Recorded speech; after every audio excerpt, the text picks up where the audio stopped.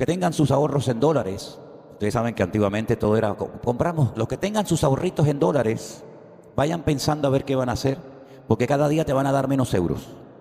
¿Ustedes se acuerdan cuando nos daban 1.1 por el dólar, que casi nos daban un poquito más? Después ya era 1.1, ahora está en 80 y pico, mañana estará en 70 y pico, pasado en 30 y pico, y cada vez tendrás menos dinero en el banco. Ay, pastor, no me diga eso. Y yo que he trabajado 40 años en Bélgica, amigo, haceros tesoros en el cielo, porque allí no hay inflación, allí siempre hay bendición. Amén, hermanos. Díganme, hermanita. Bueno, aproveche ahora entonces.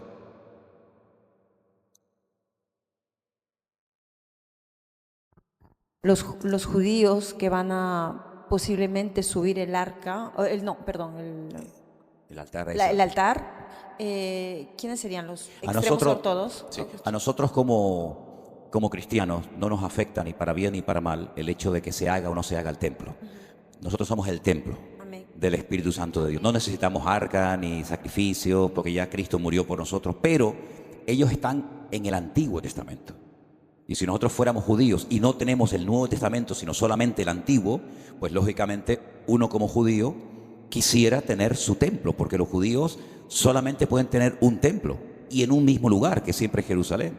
Ahora, en Jerusalén no todos los judíos son, entre comillas, creyentes ortodoxos. En Jerusalén hay homosexuales, en Israel hay ateos, en Israel hay de todo. Pero hay un amplio sector que se llaman los hasídicos, que son los ortodoxos, que son los que van vestidos estos de negro porque están de luto, que son los que sueñan con algún día volver a tener su templo, porque ellos rechazan a Cristo, ellos rechazan al Mesías del Nuevo Testamento, por lo tanto ellos lo que quieren es tener su propio templo para volver otra vez, como se hacía antaño, ¿no? Subir con las cabras, con las ovejas, con los bueyes, y esos son los judíos ortodoxos, que son los que quieren. Además te voy a decir una cosa, uno los ve así, pero son muy agresivos, ¿eh? Uno los ve así, pero cuidado porque son tremendamente agresivos, son tremendamente violentos y ya muchísimos de ellos van armados hasta los dientes. Este muchacho que me llamó el otro día de Israel me dice, están armados hasta los dientes. De hecho, a él le pidieron participar de esta revuelta que quieren hacer arriba en la explanada y él dijo no. Yo no voy a participar porque las armas de mi milicia no son carnales y no le entendieron. Pero él me dijo que es algo que se va a dar sí o sí. Y le dije, pero una pregunta, esta fue la pregunta que yo le hice a él. Ustedes saben que cuando suban arriba a la explanada del templo, si ustedes comienzan digamos, a guerrear, los otros también van a guerrear. Dice, están dispuestos a pagar el precio. Saben que el precio será altísimo, pero ahora o nunca. Eso nunca había pasado. Nosotros durante más de 20 años hemos ido a Israel y en Israel había una calma, una tranquilidad. Claro, esa calma y esa tranquilidad la aprovechaban los otros, porque un túnel o 750 kilómetros de túnel no se construye en 3 días. Era toda una infraestructura, era armamento, eran balas, era dinamita, eran armamento. Y entonces son estos los ortodoxos, los que van. De hecho, ya muchos ortodoxos, los colonos, los famosos colonos que viven en zonas donde dice que han sido tierras quitadas a los palestinos, están saliendo con palos y con piedras y quemando casas y haciendo cosas tremendas, que eso no se cuenta mucho, pero también están haciendo de las suyas. Así que hay una guerra y hay un conflicto, pero es que lo natural que vemos es un reflejo de lo que está pasando en el mundo espiritual. Hay una guerra en el mundo espiritual brutal. Cada vez que el Señor ha estado a punto de hacer algo importante en la historia, siempre los demonios y los ángeles en el mundo espiritual han peleado. Siempre, siempre. Otra pregunta más. La guerra que ahorita se está dando con Irán y todo, ya es, ¿verdad que no es aún la de Gog y Magog? No. Gog, Magog, Mesed y Tubal, eso lo habla en Ezequiel capítulo 38 y 39 y tiene que ver con la batalla final. Pero todo esto es simplemente un pequeño botón de muestra de lo que va a suceder. Dense en cuenta que, por ejemplo, en el ataque que hizo Hamas el día 7 de octubre murieron 1.200 judíos. Bueno, de las formas más horribles y atroces que se puedan ustedes imaginar. Pero fueron 1.200. Pero durante la guerra de Gog, Magog, Mesed y Tubal van a estar 7 meses enterrando muertos. De hecho, cuando llamamos el otro día a nuestra hermana Susana allí a Tiberias, ella nos decía, pastor, es que 7 meses van a estar enterrando muertos. Digo, sí, ya lo sé. Y 7 años quemando el armamento. Es decir, que lo peor está por venir. Esto es simplemente un pequeño botón de muestra de lo que va a suceder. Un pequeño botón de muestra. Un pequeño botón de muestra. Sí, esto no ha hecho más que empezar. Desde mi punto de vista, puedo equivocarme, el tiempo lo dirá, no hay marcha atrás. No hay marcha atrás. Porque ganarás a uno, pero mañana se levantará el otro y el otro del otro y es continuamente uno detrás de otro. Así que son tiempos en los que no hay marcha atrás. Y sabemos que esto va cada vez a más y cada vez a más y cada vez a más. Irán le está pidiendo apoyo de satélites y de armamento a Rusia. China le ha dicho que cuenta con ellos. El de Corea del Norte, que le encanta apretar botoncitos, que es para él como tirar bombitas con un juguete, también se quiere meter en el ajo. Y estamos viendo cómo el mundo se está uniendo y poniendo cada pieza en su sitio para la gran batalla. Ahora, ¿qué es lo que está pidiendo el mundo, aunque no lo diga con palabras? Por favor, que venga alguien a arreglar este problema. Me da igual si es judío, musulmán, ateo, homosexual, de derechas o de izquierda, que venga alguien a solucionar. Y ese alguien, cuando aparezca, dice la Biblia que viene ofreciendo paz y seguridad. ¿Qué es lo que la gente quiere? Por favor, traigan paz, pónganse de acuerdo, firmen lo que tengan que firmar, que haya seguridad. Y Él viene ofreciendo eso, pero después viene el pan. No nos dejemos engañar, no seamos ingenuos, Pero la batalla esa aún no ha empezado, gracias a Dios. ¿Alguna pregunta más? Hermana, dígame. La iglesia va a estar aquí cuando sea esto de la gran tribulación, o Mire, ¿qué va a pasar con la iglesia? Yo he dicho en muchas ocasiones, y no solamente en las redes, sino por ahí se escribió en su momento un libro que se llama el libro de escatología bíblica, donde yo digo, son datos, ¿no?, que la primera persona en la historia, la iglesia tiene 2000 años, pero la primera persona en la historia que dijo que la iglesia, que los cristianos no íbamos a estar en la gran tribulación o en ninguna parte de la gran tribulación fue un cura, un monje. Como aproximadamente hace 150, 170 años, un monje, estudiando el Apocalipsis por su cuenta, él dijo que la iglesia católica, no dijo de la iglesia evangélica, dijo la iglesia católica, porque para ellos la iglesia verdadera es la católica, nosotros somos hermanos separados, ¿no? La iglesia católica, pues no iba a pasar por la gran tribulación, porque para eso es la iglesia católica, ¿no? Entonces, un teólogo muy famoso llamado Scofield se atrevió a poner en la Biblia los comentarios de este señor. Y la gente que quería y apoyaba y respetaba mucho a Scofield, pues dijo, bueno, si Scofield dice que la iglesia no pasará ninguna parte de tribulación, pues debe ser que es verdad, porque este hombre entiende mucho de la Biblia. Y eso se fue traspasando de generación en generación. Pero los libros de teología, los cristianos a lo largo de la historia se preparaban para ser perseguidos, no para salir corriendo, ¿verdad? Entonces, la postura de que la iglesia no va a estar en ningún momento de la gran tribulación no se puede demostrar bíblicamente. Yo me convertí en una denominación que eso fue lo que me enseñaron. Y los versículos que te enseñan son los siguientes, uno de ellos: Dios no nos ha puesto para ira, sino para alcanzar salvación. Punto, ya está. Y cuando un día le pregunté a este señor, a este hermano, que me había dado ese versículo, le dije, pero bueno, Dios no nos ha puesto para ira, pero ¿para qué ira se refiere? Y me dice, no entendía lo que le estaba preguntando. Digo, porque la Biblia habla en Apocalipsis de 3 tipos de ira o de enfado, ¿no? La ira del dragón, la ira del cordero y la ira de las naciones. ¿A cuál ira se refiere el Señor que estamos exentos? Y no me supo contestar. ¿Y a cuál ira estamos? De la ira del Señor. Dios no está irado con nosotros. Nosotros somos su pueblo, somos real sacerdocio, nación santa, pueblo adquirido por Dios. Pero si nosotros ahora mismo, en vez de estar aquí, en esta reunión en Bélgica, estuviéramos ahora mismo en Corea del Norte, estuviéramos ahora mismo en Irán, no podríamos hacer esta reunión. Bueno, la podríamos hacer, pero jugándonos la vida. Entonces, la iglesia nunca ha estado exenta de la ira de las naciones. De hecho, han muerto millones de hermanos nuestros en Irán, en Pakistán, en Arabia, en muchísimos lugares. El diablo se ha ensañado contra los creyentes a lo largo de la historia. ¿O es que los cristianos que murieron en el siglo I, en la arena del circo romano, quemados, devorados por las fieras, eran peor cristianos que nosotros? Yo creo que es al revés. Yo creo que eran mejor que nosotros. Yo no sé si nosotros hubiéramos aguantado esa presión. No lo sé. Porque es muy fácil ser cristiano en Bélgica o en las Islas Canarias debajo de una cocodera, ¿no? Sí, claro. Sí, pero ahora nuestro cristianismo lo viviríamos así, abierto, sin miedo, abiertamente. En Irán, por ejemplo, ahora ha venido a España a vivir un matrimonio, él es argentino, ella es de Irán, ella fue musulmana, se convirtió, y han trabajado en Turquía durante muchos años evangelizando y ganando musulmanes, y ganaron unos cuantos en la iglesia clandestina. Ahora Turquía los ha deportado, les ha dicho que no pueden seguir predicando el evangelio allí, y les amenazaron que la deportarían a Irán. Claro, imagínate, una chica en las redes sociales, cristiana, yendo a Irán, nada más llegar al aeropuerto, ya te matan allí nada más llegar. Y se han venido a vivir a España, a Barcelona, para evangelizar y para enseñar a las iglesias a ganar musulmanes, cómo se habla con un musulmán, qué se puede decir, qué no se puede decir, etc. Y ellos hablan de que en Irán hay hermanos que están muriendo por la fe en el Señor. El otro día, quiero decirles que esta finca que estamos acondicionando en Alicante, hay un pastor de Perú, que yo lo conocí en Israel. Él vino para echarnos una mano, de hecho va a estar allí un mes trabajando, y me dijo, ¿puedo traer a mi hijo y a su esposa que viven en China? Viven en China porque fueron a hacer un doctorado, le dieron una beca, y han venido, y están allí el padre, el hijo y la nuera, y le pregunté al muchacho, oye, ¿qué tal el evangelio? ¿Qué tal la iglesia en China? Y me dijo, bueno, la iglesia está, los hermanos en China estamos. Dice, de hecho, yo era miembro, yo asistía a una iglesia de 1000 miembros. Dice, pero hay muchos impedimentos. Y le digo, por ejemplo, ¿cuál? Y me dice, no se puede hablar de Apocalipsis en la iglesia. Digo, no, dice, no, prohibido. No se puede hablar del Apocalipsis, de la segunda venida de Cristo, del Armagedón, no se puede hablar. En las casas sí, en una reunión pequeñita sí. Pero los hermanos tienen un hambre de la palabra porque es imposible hablar del Apocalipsis. De hecho, tienen cámaras y personas del gobierno metidos en el culto, y en cuanto dices algo que no es correcto, desaparece. Y el hermano desapareció, ya nunca más se le vio.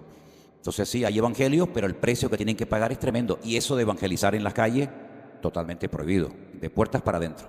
Es decir, que no todos nuestros hermanos en Cristo están viviendo con la libertad que nosotros tenemos hoy en día. ¿Hasta cuándo vamos a tener esta libertad? No lo sé, no lo sé. Porque, por ejemplo, yo he sido vetado en YouTube, que hay ciertas cosas y palabras que no puedo pronunciar. Porque en el momento en el que las digo, no cierran el canal. Pero tienes que andar con pies de plomo y decir alguna cosa de otra manera, utilizando otros términos, porque hay un algoritmo, hay una máquina que capta ciertas y determinadas palabras, y en cuanto las dice, ¡pum!, te caen encima. Es decir, que el cristianismo que tú y yo vivimos hoy en día aquí no es el cristianismo que todos nuestros hermanos están viviendo en todas partes del mundo. Hay muchos hermanos que están muriendo por la fe en el Señor. Y hay campos de concentración en Corea del Norte, y nos consta, de hermanos que están allí presos por la fe y por haber tenido un ejemplar de la Biblia, por ejemplo, en sus casas.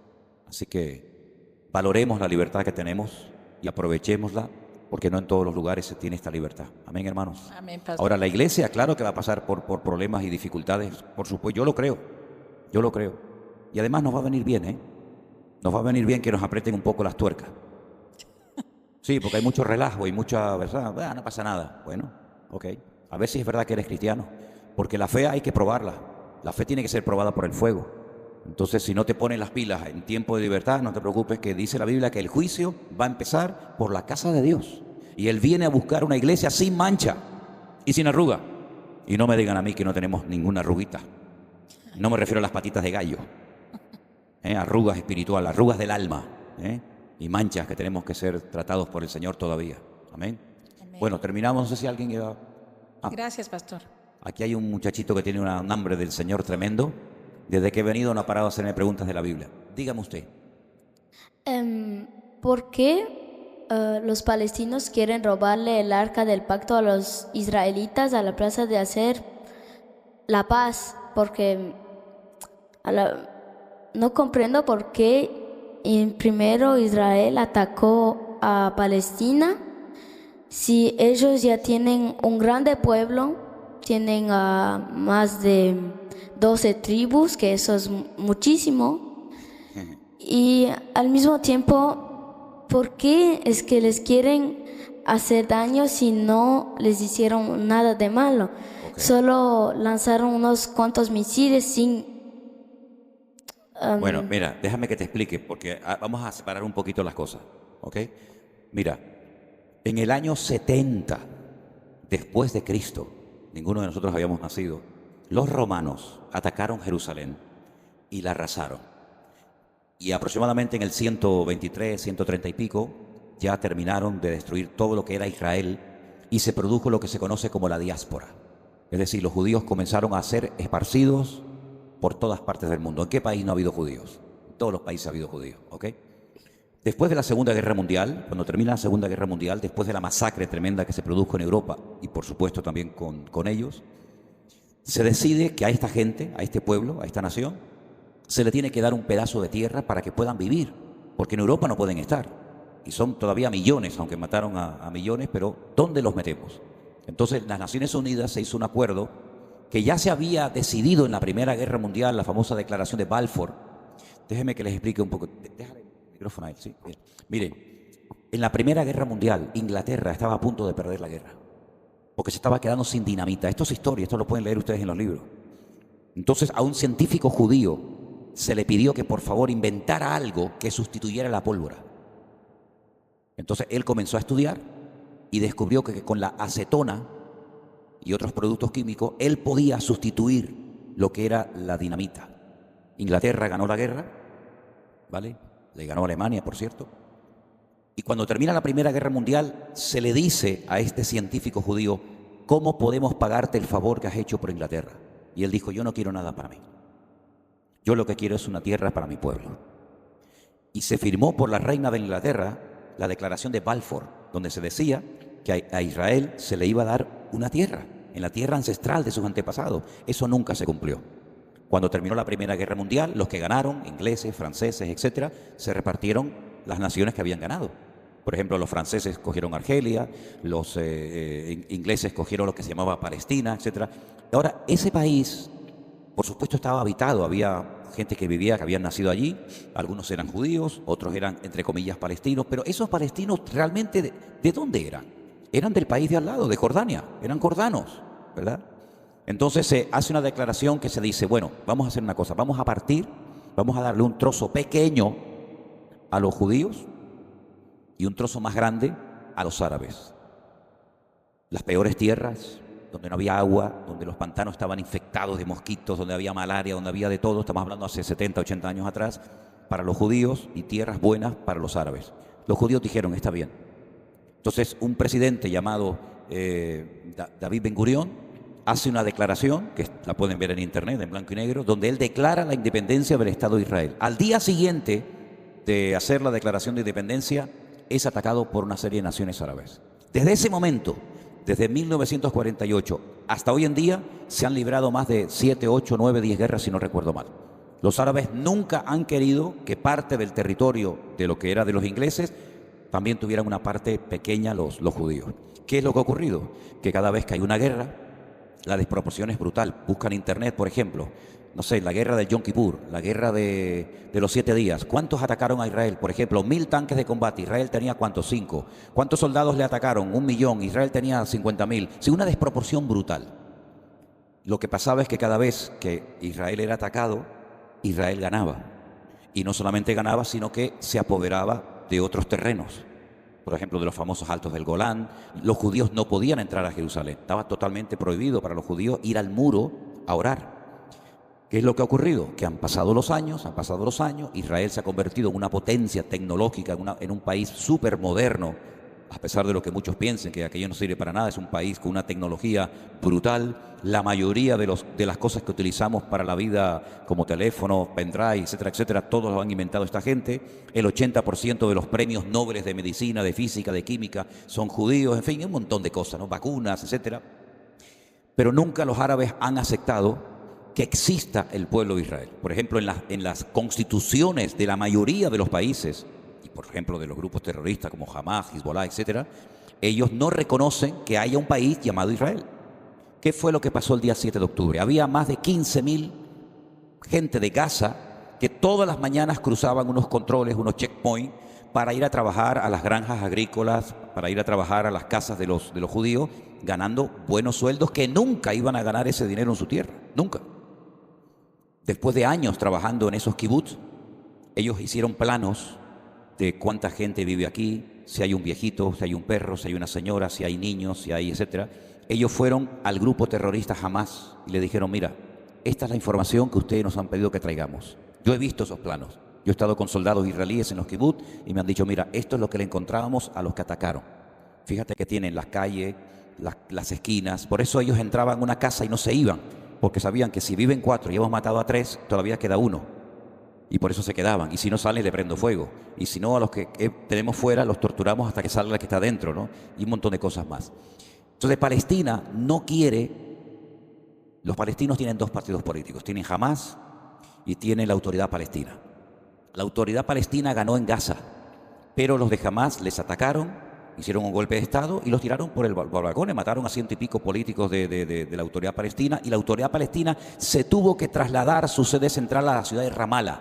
Así que la Autoridad Palestina está en Ramallah con Mahmoud Abbas, y el grupo Hamas, que son más guerreros, tienen su sede en la ciudad de Gaza, ¿no? Allí en la costa. Jamás se van a poner de acuerdo. El día 7 de octubre, con toda esa información que recibieron, aprovechando que había una fiesta en el desierto a 1,5 kilómetros de la frontera con Gaza, mientras los chicos estaban drogados y borrachos y después de haber pasado toda la noche, reciben un ataque. En ese día lanzaron 2.000 cohetes y se infiltraron 3.500 palestinos, algunos de ellos terroristas, otros eran civiles, porque les ofrecían $10.000 por cada persona secuestrada y un apartamento. Entonces, claro, tú imagínate, yo estoy en paro, no tengo trabajo, no tengo nada, y me ofrecen $10.000 por un judío vivo o muerto, y hagan lo que quieran. Bueno, entraron como salvajes y se llevaron a gente, hicieron barbaridades para obtener esos $10.000. Nunca recibieron ni los $10.000 ni el apartamento. Entonces, ¿cuál sería la opción de Israel? Bueno, no hacemos nada. Pero claro, la gente de Israel que paga sus impuestos dice, ¿no nos van a defender? ¿No van a hacer nada? Si tenemos que estar aquí, que nos ataquen, que nos maten a los niños, que nos violen a las mujeres, que nos rompan las casas, los coches, ¿qué hacemos? No hacemos nada, nos tenemos que ir. Dijeron que no, que se querían quedar, y ahí empezó una guerra que abrió la tapa de todo esto que estamos viendo hoy en día, y es algo que no se va a poder nunca jamás llegar a un acuerdo. Porque cuando, por ejemplo, el presidente de España dice, bueno, lo que hay que hacer es el Estado palestino, la mitad del país para uno y la mitad del país para otro. Los otros, los de Hamas, dijeron, nosotros no queremos eso. Ustedes están empeñados los políticos europeos en que tenemos que partir el país en dos. Nosotros no queremos la mitad, nosotros queremos todo. Nosotros queremos todo el país, y que esta gente se vaya, o los matamos, o que se vayan, o que se ahoguen en el mar Mediterráneo, pero queremos todo. Entonces es totalmente imposible llegar a un acuerdo. No se va a llegar jamás a un acuerdo entre unos y otros. Es totalmente imposible. El único que puede solucionar esto es el Señor cuando Él venga. Entonces los judíos lo que están haciendo es defenderse de unos ataques. Si yo estoy en mi casa y me mandan cohetes, pues yo... Ahora, ¿qué ha hecho Israel? Israel ha invertido miles de millones en hacer lo que se llama la Kipá Barzel, la cúpula de hierro. Es decir, cuando tú me mandas un cohete, hay un sistema tecnológico muy avanzado que lo que hace es que detecta, pero esos son segundos, detecta si ese misil va a caer en una casa, o va a caer en el mar, o va a caer en el campo abierto. Porque cada misil que Israel lanza para interceptar el cohete que viene vale $50.000. Entonces, ¿qué es lo que ocurre? Que Israel tiene que pensar en segundos si interceptamos el cohete o no lo interceptamos. Claro, el día que atacaron, el día 7 de octubre, mandaron 2.000. Pero en lo que va del 7 de octubre ahora van más de 10.500. Entonces siempre alguno cae, alguno hace algún daño o lo que sea. Entonces Israel lo que está haciendo en este momento es defenderse de una serie de ataques. En el momento en el que los enemigos de Israel, que odian a Israel, no ataquen a Israel, se acabó la guerra. Ya no hay más guerra. Israel solamente pide dos condiciones: que no me ataque más, porque si me atacan tengo que atacar. O tú no atacarías a alguien que viene a robarte a tu casa y a violarte a tu mujer y a quemarte a tu hijo. No harías nada, así, bueno, está bien, ¿verdad? Que dejen de atacar y que suelten a los 101 secuestrados que aún están, incluidos niños de 8, 9, 10 meses, incluidos ancianos. Muchos de ellos han muerto de hambre. Muchos de ellos han muerto porque se les dio las medicinas a la Cruz Roja, y la Cruz Roja nunca le dio las medicinas a los que están secuestrados. Entonces, es un conflicto terrible. Ahora, ¿qué ocurre? Las cifras que dan de los que han muerto en la Franja de Gaza, ¿quién las está dando? Se nos han muerto, por ejemplo, 40.000. Si todos los palestinos terroristas están bajo tierra escondidos, ¿salen todas las mañanas a contar a los muertos? Y los que están debajo de los escombros, ¿cómo los cuentan? ¿Quién pasa esa cifra de fallecidos al mundo? Entonces es un conflicto muy complicado que no se va a solucionar nunca. Ahora Israel, nosotros estuvimos allí prácticamente en la Franja de Gaza, veíamos los bombardeos, pasamos por los cohetes, por los tanques de guerra y todo. Gaza está prácticamente destruido. Cuando yo entré estaba en un pueblo llamado Netivot, y yo estaba aquí con un sol y un cielo azul espléndido, y cuando llegábamos a Gaza era una nube negra, todo oscuro, todo destruido, todo roto. Y lamentablemente, claro, ¿qué es lo que ocurre? La gente del sur de Israel le daba trabajo a los palestinos. Ahora han dicho, no queremos darle trabajo a ninguno.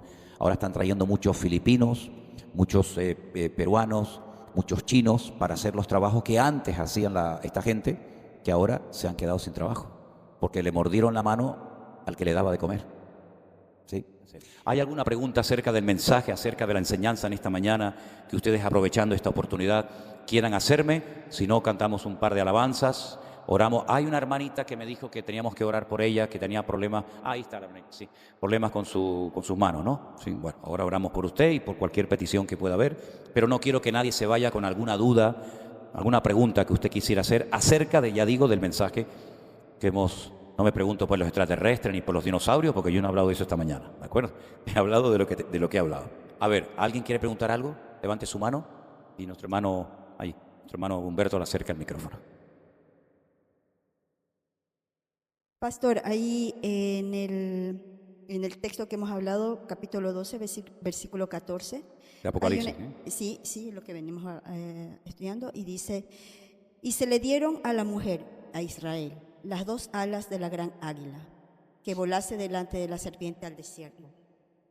Prácticamente está diciendo que en ese momento, cuando el pueblo va a huir, será por un avión o vía terrestre, o sea, porque... Mire, en la Biblia hay muchos animales que no eran animales, digamos, reales, que nunca existieron, pero se utilizan como ejemplo de...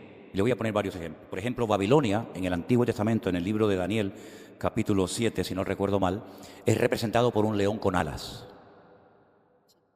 El imperio de los griegos es representado por un leopardo de 4 cabezas. El imperio romano es comparado con una bestia terrible, con cuernos, con cabezas. Satanás, en el capítulo 12, es representado como un dragón, animal que tampoco, por cierto, existió nunca. Entonces, hay expresiones y hay animales que se utilizan a veces como metáfora de lo que puede ocurrir o representar.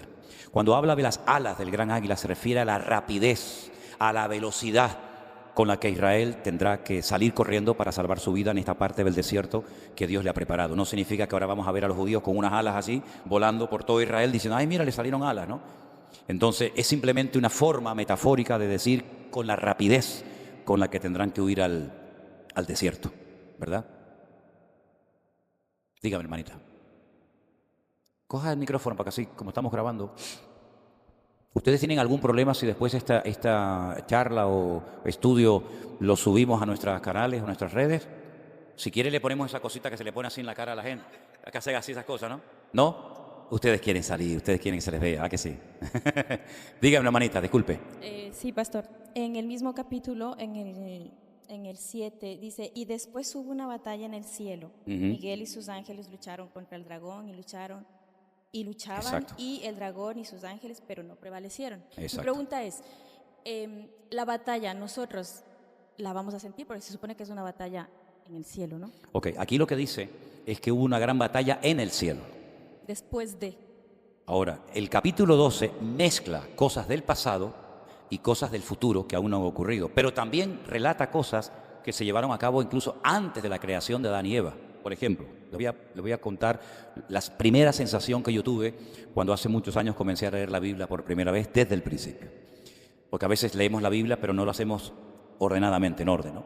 Cuando yo comencé a leer, por ejemplo, hace muchos años, ya digo, el libro del Génesis, a mí me impactó casi instantáneamente algo, y es lo siguiente. Veo a Dios, ¿no?, creando a Adán, posteriormente a Eva, ya ha creado los animales, etc. Y de repente, en el capítulo 3, me encuentro a un personaje que es Satanás, utilizando, ¿no?, camuflándose en una serpiente, tentando a Eva.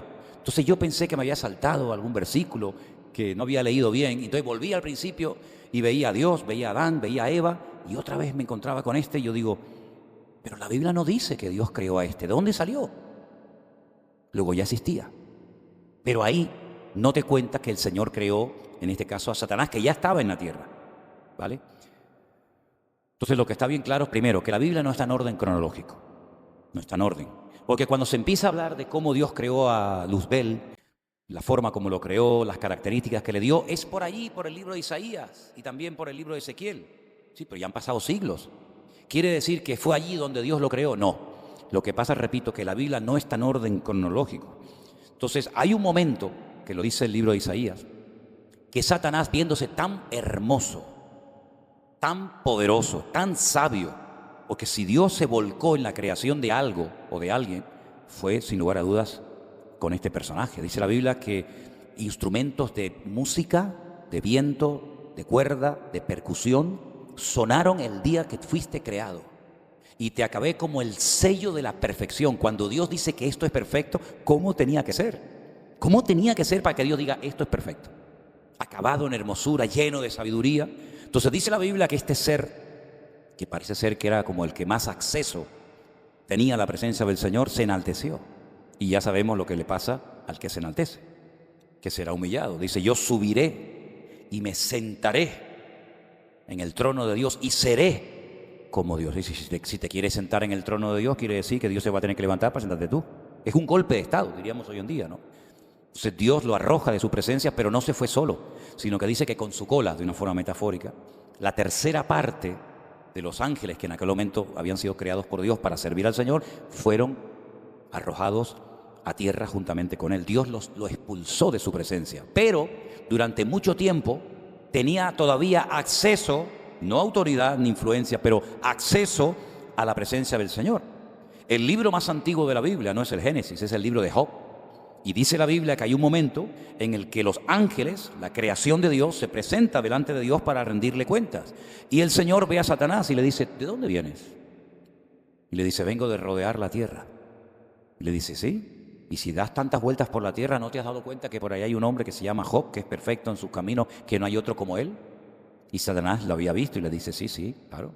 ¿Cómo no va a ser tan bueno y tan bendecido y tan lleno de tu presencia y tal, si tú lo has honrado y lo tienes protegido? Lo tienes rodeado, pero quítale esa protección para que veas cómo te demuestro que él te maldice en tu propia cara. Se ve que Satanás, aunque ya había sido arrojado de la presencia del Señor, todavía tenía acceso a la presencia del Señor. Y hubo una guerra en el mundo espiritual. Prueba de ello que cuando comenzamos a leer la Biblia desde el principio nos encontramos con una primera y gran incoherencia, y es la siguiente: en el principio creó Dios los cielos y la tierra. Todo lo que Dios crea tiene que ser perfecto, porque Él todo lo que hace lo hace bien. Pero el versículo 2 dice, pero la tierra, que dice en el versículo 1 que ya la había creado, estaba desordenada y vacía, que es una pésima traducción, porque si está vacía no puede estar desordenada. Pero eso es lo que dice en español, que estaba vacía y al mismo tiempo desordenada. Bueno, ¿cómo se desordenó? ¿Cómo se deterioró la creación de Dios? Porque este ser tremendo cayó sobre la tierra. Y dice la Biblia que había una parte, la faz, la cara del abismo, era donde Satanás estaba, y en la otra parte era donde Dios obraba y donde Dios trabajaba con el hombre, ¿verdad? Lo cual quiere decir que esa guerra espiritual existió antes de y seguirá hasta el final de los tiempos, con la gran ventaja de que esa batalla ya ha sido ganada por la sangre del Señor Jesucristo. Pero Él fue arrojado de la presencia de Dios. Y si quieren ver la realidad del mundo espiritual, cómo funciona el diablo en el mundo espiritual, sobre todo cuando te pones a orar, vete al libro de Daniel. Y te vas a encontrar a Daniel orando y de repente se le presenta el arcángel, uno de los arcángeles le dice, desde que te pusiste a orar al principio, tu oración subió. Sí, pero yo no solamente quiero que mi oración suba, sino que la respuesta venga. Dice, pero el príncipe, en este caso de Persia, porque era el reino que gobernaba en ese momento, se me opuso y tuve que decirle a Miguel que me ayudara, y yo he venido para hacerte saber las cosas que han de suceder pronto. Y ahí te das cuenta que hay un conflicto, una guerra espiritual brutal. Yo creo que en este momento todo lo que está pasando en el plano natural es simplemente una sombra, es un reflejo de lo que está pasando en el mundo espiritual. Si tú haces con tu mano así, hay una sombra, pero la sombra no soy yo. Por encima de la sombra está la mano verdadera, ¿no? Entonces lo que estamos viviendo es simplemente un reflejo de lo que está pasando en el mundo espiritual. Mira, cada vez que Dios ha ido a hacer algo grande en el mundo, siempre hay un conflicto espiritual tremendo. Aparición de ángeles, movimiento de demonios, etcétera, etcétera. Por lo tanto, los últimos tiempos es verdad que van a ser tiempos difíciles, tiempos peligrosos, tiempos de guerras, de rumores de guerras. Hay una lista tremenda en Mateo capítulo 24 de las cosas que van a aparecer, pero también va a ser un tiempo en el que vamos a ver mucho la presencia y la gloria de Dios. Porque va a llegar un momento que todos nuestros recursos no van a ser suficientes para poder sobrevivir en esta etapa de la historia. Yo creo que vamos a ver momentos en nuestras casas en la comida se va a multiplicar. Señor, ya no tengo más, ya no tengo más comida. Y en ese momento vamos a orar y Dios va a multiplicar, como lo hizo antaño. Estoy plenamente convencido. Cuando aquella pobrecita viuda dice, ya no tengo nada más, dice, yo he venido para proveer tu necesidad. Así que yo creo que vamos a entrar en una etapa muy, muy interesante, pero hoy tenemos una gran ventaja, y ahora te doy lugar, y es que tenemos los medios de comunicación, que a veces más que informar nos desinforman, pero por lo menos en tiempo real podemos ver lo que está ocurriendo en la otra parte del mundo y saber que la palabra se está cumpliendo de una manera tremenda, ¿verdad? Pastor, los acontecimientos en Israel, cuando haya la guerra, todos los creyentes, los que vivan allá, van a tener que huir y van a estar allá presentes, ¿verdad? Pero ¿qué pasa con el resto de los creyentes que están fuera de Israel? También ellos van a ser atacados, porque si no, entonces solamente son los que están en Israel. Bueno, la Biblia en el capítulo 12 de Apocalipsis que leímos hoy dice que los que huyen al desierto donde el Señor los va a guardar y a proteger de una manera sobrenatural, es a la mujer, es decir, al pueblo de Israel. Pero viendo que no ha podido con ella, después va a hacer guerra contra el resto de la descendencia de ella. ¿Y dónde está esa descendencia? ¿Solo en Israel? ¿Y nosotros dónde nos metemos? Es decir, que la persecución de los cristianos va a ser en cualquier lugar donde haya un cristiano. ¿O qué se creen? ¿Que todos estos que están por la calle con el teléfono en la mano no están esperando la orden para decir a por ellos? Nosotros hemos recibido el mes pasado 7.000 musulmanes en una isla que viven 3.000 personas. En una isla que es así, que es la isla del Hierro, donde viven 3.000 personas muy mayores, hemos recibido 7.000. Y cuando bajan de las barcas, no bajan hechos polvo, destruidos, sino bajan con su iPhone, bien fuertes, llamando a la madre, ya llegué, ya estoy aquí. Allí está la Cruz Roja, la Guardia Civil, la policía, este y el otro. ¿Y esos jóvenes a qué vienen? Si no hablan el idioma, si no van a trabajar en nada, y lo sabemos, ¿a qué vienen? Si la inmensa mayoría de ellos son musulmanes, ¿a qué vienen? A conquistar lo que ellos dicen que nosotros les hemos quitado. Porque ellos tienen dos formas de conquistar. Por ejemplo, quieren empezar por España. Ellos lo llaman el Andalus, porque España, y es la realidad, durante 800 años fue territorio musulmán. Mahoma venía desde Medina. Mahoma fue una persona que utilizó la violencia para extender el Islam. No fue como el Señor Jesucristo, que utilizó la palabra. Mahoma utilizó digamos, los conflictos, la guerra, ¿no? Y él fue conquistando, saltaron a España, conquistaron poco más de la mitad de España y estuvieron 800 años. Y los árabes que en aquel momento estaban en España no eran tan agresivos, no eran malos. Ellos fueron, por ejemplo, los que trajeron la aritmética. El número 0 no existía. Utilizábamos los números de los romanos y eran personas muy cultas. Por ejemplo, hay un famoso rabino que yo he leído todos sus libros, que nació en Córdoba, en la ciudad de Córdoba, en Andalucía, que se llamaba Rambán, o en Moisés Maimónides, que él todos los escritos que hacía los escribía en árabe. Era una cultura muy... Pero cuando llegaron estos a imponer el Islam, pues todo cambió radicalmente, ¿no? Entonces comenzó una persecución tremenda y bueno, ellos fueron expulsados. El último lugar, el último reducto que les quedó a los musulmanes fue la ciudad de Granada. Perdieron el califato, perdieron Córdoba, perdieron todo. Y en Granada los reyes católicos, que eran terribles, los reyes católicos eran todo menos católicos.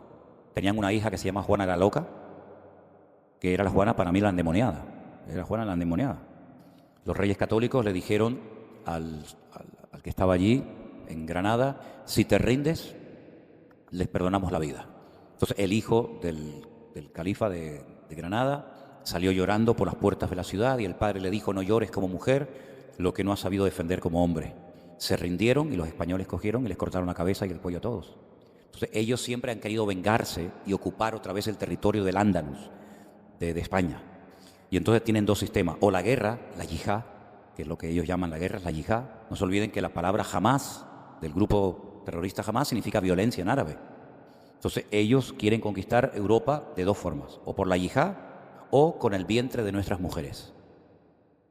¿Qué significa eso? Bueno, los europeos cada vez están envejeciendo más. Las naciones, por ejemplo, árabes o los que viven en Europa tienen un montón de hijos.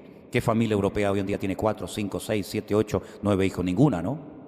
Entonces, se va multiplicando y es simplemente cuestión de matemática, ¿no? Y bueno, si cada vez somos más, esta gente cada vez son menos, mañana nos metemos en el colegio, mañana en la universidad, pasado en el ayuntamiento, pasado en el ejército, pasado somos alcalde, mañana somos gobernadores y llegará un momento que ellos tendrán que adaptarse a nosotros y nosotros no a ellos. Pero es que esto suena chino, si es que ya está pasando. Ya está pasando. Hay colegios donde no se puede prohibir el velo, se ha cambiado todo el menú de las comidas de los niños porque ofende a fulano, se han quitado crucifijos y cruces de muchos pueblos porque ofende a no sé quién. Entonces, ellos no se adaptan, ellos se aprovechan de las ventajas de Europa, que hay muchas ventajas, mucho más que en sus países, pero al mismo tiempo quieren imponer. Miren, aquí en Bélgica hay barrios, hay zonas donde todos son de ellos. Y cada vez más, y cada vez más, y cada vez más. Pero no solamente en Bélgica, vayan a Francia. Los hermanos que viven en Francia, te podían contar, ¿no? Vayan a España, vayan a Inglaterra, vayan a Italia. Entonces es una invasión, entre comillas, de momento tranquila, hasta que se les dé la orden de atacar. Ni más ni menos, esa es la pura realidad. ¿Y quiénes son después de los judíos los que están en el punto de mira? Los que creen en el Dios de los judíos, nosotros los cristianos. Nos guste o no, es la pura realidad, es la pura realidad. Si no es que tenemos el mismo Dios, mentira. Pregúntale a un musulmán, ¿cómo se llama tu Dios? Alá. Ok, vale, vamos a suponer que Dios se llama Alá en árabe y en español se llama Dios, vale. Venga, hasta ahí lo acepto. Una pregunta, ¿tú crees que Dios tuvo un hijo? No. ¿No crees que Dios tuvo un hijo? No. Entonces no puede ser el mismo Dios porque mi Dios tuvo un hijo que se llamó Jesucristo. ¿Tú crees que Jesucristo murió en la cruz y resucitó el tercer día? No. Entonces no estamos hablando del mismo Dios. No estamos hablando del mismo Dios. Para nada. En el Corán una mujer vale menos que una cabra. En la Biblia dice, respetad y amad a vuestras mujeres. Entonces, no hay muchas cosas en común. Yo diría que muy pocas en común. Bueno, es verdad que el Corán menciona, por ejemplo, a María. El capítulo más largo del Corán se llama Miriam, que habla de María. Y el personaje más mencionado en el Corán es Jesucristo, con otro nombre, ¿no? Pero son dos cosas completamente opuestas, completamente opuestas. ¿Por qué? Porque en la Biblia el centro de todo es el Señor Jesucristo y en el Corán es Mahoma. Entonces, ¿quién tiene que ceder? ¿Quién tiene que decir, tú tienes razón o yo no tengo razón? ¿Quién tiene que ceder? Entonces, ¿cómo se están alcanzando a musulmanes? ¿Saben cómo? Presentándose personalmente Jesucristo a sus vidas. Está pasando de una forma increíble. Hay así de musulmanes que están teniendo un encuentro personal, físicamente, con el Señor Jesús, como les pasa a los judíos. Vete a predicarle de la Biblia a un judío, no te hace ni caso. Bueno, y si eres mujer, ni te oye. Entonces es por revelación. La Biblia dice que para el judío la predicación, la palabra de la cruz es locura. Y hay otra forma de evangelizarles que no es la tradicional, la que nosotros conocemos. Entonces vienen tiempos muy interesantes, sin lugar a dudas. ¿Cuál es el problema? Que nosotros nos hemos conformado con tener buenos cultos, buenas predicaciones, canciones bonitas, nos hemos encerrado en nuestros templos, estamos contentos, nos conocemos, somos amigos, un hermano viene de Holanda, el otro viene de Francia, gloria a Dios, qué bonito, mientras que ellos, la prioridad es evangelizar un continente, alcanzar un continente. ¿Quién piensa hoy en evangelizar? Ayer me decía una hermanita que está en una iglesia de 400 miembros aquí aquí en Bélgica, y cuando ha propuesto salir a las calles a evangelizar, han salido 3. En una iglesia de 400, nadie piensa en evangelizar, nadie piensa en irse a un barrio como este, que es un barrio muy pintoresco, ¿han visto, no? Un barrio muy bonito, ¿no?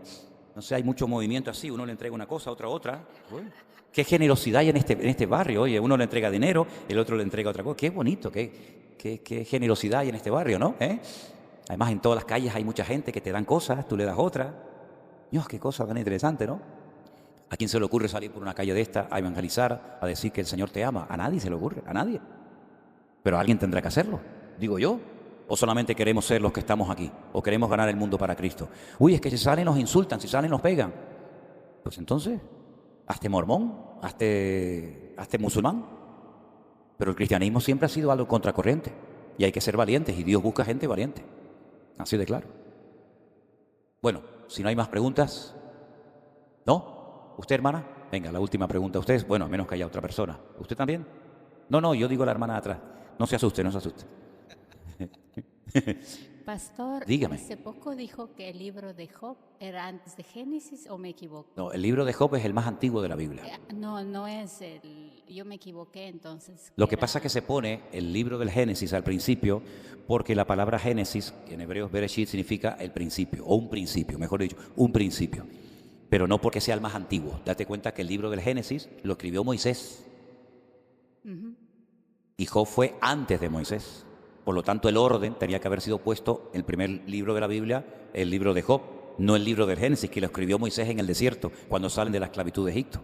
Sí, porque alguien me preguntó, bueno, también tengo las dudas, que ¿por qué Caín, si Adán y Eva fueron los primeros hombres sobre la tierra, por qué cuando Caín mató a Abel, Caín se fue lejos y fue con una maldición? Sí. Si que alguien lo matara iba a ser maldito. Claro, ¿quién lo iba a matar si solamente estaba el padre y la madre y él, no? Sí. Claro, esa es una pregunta típica. ¿Y con quién se casó Caín? ¿Se acostó con su madre entonces?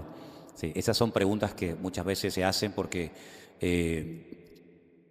tiene una explicación. Intentaré darla lo mejor posible. Mire, en primer lugar, lo que nosotros leemos así por encima, en 5 minutos, pasaron siglos. No es que Dios creó a Adán y a Eva, al día siguiente pecaron y son expulsados del jardín del Edén.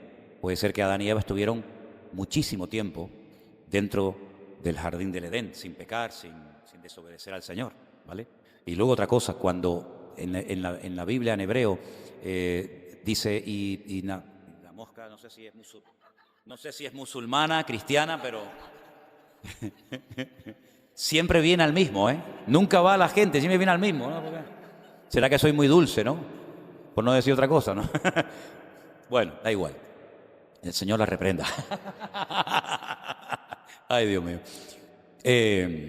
Cuando la Biblia dice que, por ejemplo, Eva se quedaba embarazada y nacía, en hebreo dice y otro más. En español no lo dice, y otro más. Puede ser que nacieron Caín y una hermana. Y nació Abel y otro más. En hebreo hay esa no es una palabra, es como una señal, como una indicación de que hubieron 2 en el parto, pero solamente habla de uno, porque la hermana no tiene nada que ver. Entonces, no es que se acostaron todos con la madre, sino que hubieron muchas personas que habían nacido, y repito, lo que leemos en 10 minutos, pues hubo mucha reproducción, pero la Biblia no habla de todos los habitantes que vivieron en la tierra, sino habla única y exclusivamente de los que tienen que ver directamente con la historia bíblica, ¿vale? Entonces, Caín cuando huyó dice, uy, pero el que me vea me va a matar. Entonces, ¿pero quién te va a matar? Es que ya había nacido mucha gente, había pasado muchísimo tiempo. ¿A qué edad mató Caín a Abel? Lo mató con 70, 80 años, con 100, yo qué sé. Y en ese tiempo hubo reproducción. Uy, pero es que no sabemos los hijos, los nombres. Claro, es que la Biblia no es un libro que te habla absolutamente de todo. Entonces el Señor tuvo tanta misericordia de Caín que le dijo, te voy a poner una marca para que cuando vean esa marca no te maten. Incluso dice que lanzó una maldición contra aquel que matara a Caín, ¿verdad? Así que, ya te digo, la Biblia no cuenta absolutamente todo. Por ejemplo, ¿cómo se llamaban las esposas de los discípulos? No estaban ninguno casados. Hombre, si Pedro tenía suegra, tenía que estar casado, ¿no? O tenía suegra, este era medio tonto, tenía suegra pero no tengo mujer. Aquí ya veo que no me encaja, ¿no? Si tiene suegra es que está casado. Pero ¿y la mujer cómo se llamaba? ¿Y los hijos de Pedro? No me digan a mí que en aquella época, como hoy en día, los judíos no tenían un montón de chiquillos. Pero no se habla nada. Tomás el Dídimo. ¿Saben que Jesús tenía un discípulo que se llamaba el Dídimo? ¿Qué significa Dídimo? ¿Gemelo? ¿Y el hermano gemelo de Tomás? No sé cómo se llamaba, pero tenía otro hermano. Y las esposas, y los hijos, y los nietos.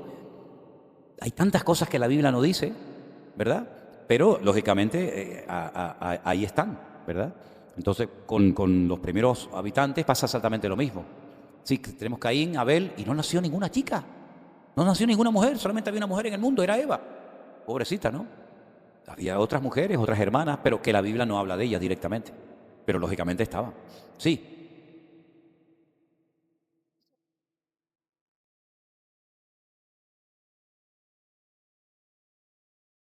Es que, bueno, ok. Claro. Job vivía si no recuerdo mal, lo dice en el libro de Job, vivía en una zona, déjeme un... Claro, es que a veces me hacen preguntas y tengo que ir a la Biblia, lógicamente, ¿no? Job vivía en la tierra de Uz, si no recuerdo mal. Ok, hubo en la tierra de Uz, ¿esto dónde es? Uz, esto es Kuwait. Y el jardín del Edén no estaba en Kuwait. Entonces, esta historia de este personaje, aunque fue no antes de Adán y Eva, lógicamente, no fue antes de Adán y Eva. Adán y Eva fueron los primeros. Pero Job fue mucho antes que Moisés, y antes que Abraham, y antes que toda esa gente. Pero él no vivía en esa parte del mundo donde Dios va a comenzar a tratar con el hombre, sino que vivía en una zona lejana y distante como era la tierra de Uz, que es hoy en día lo que sería Kuwait. Como por ejemplo Abraham vino de Irak.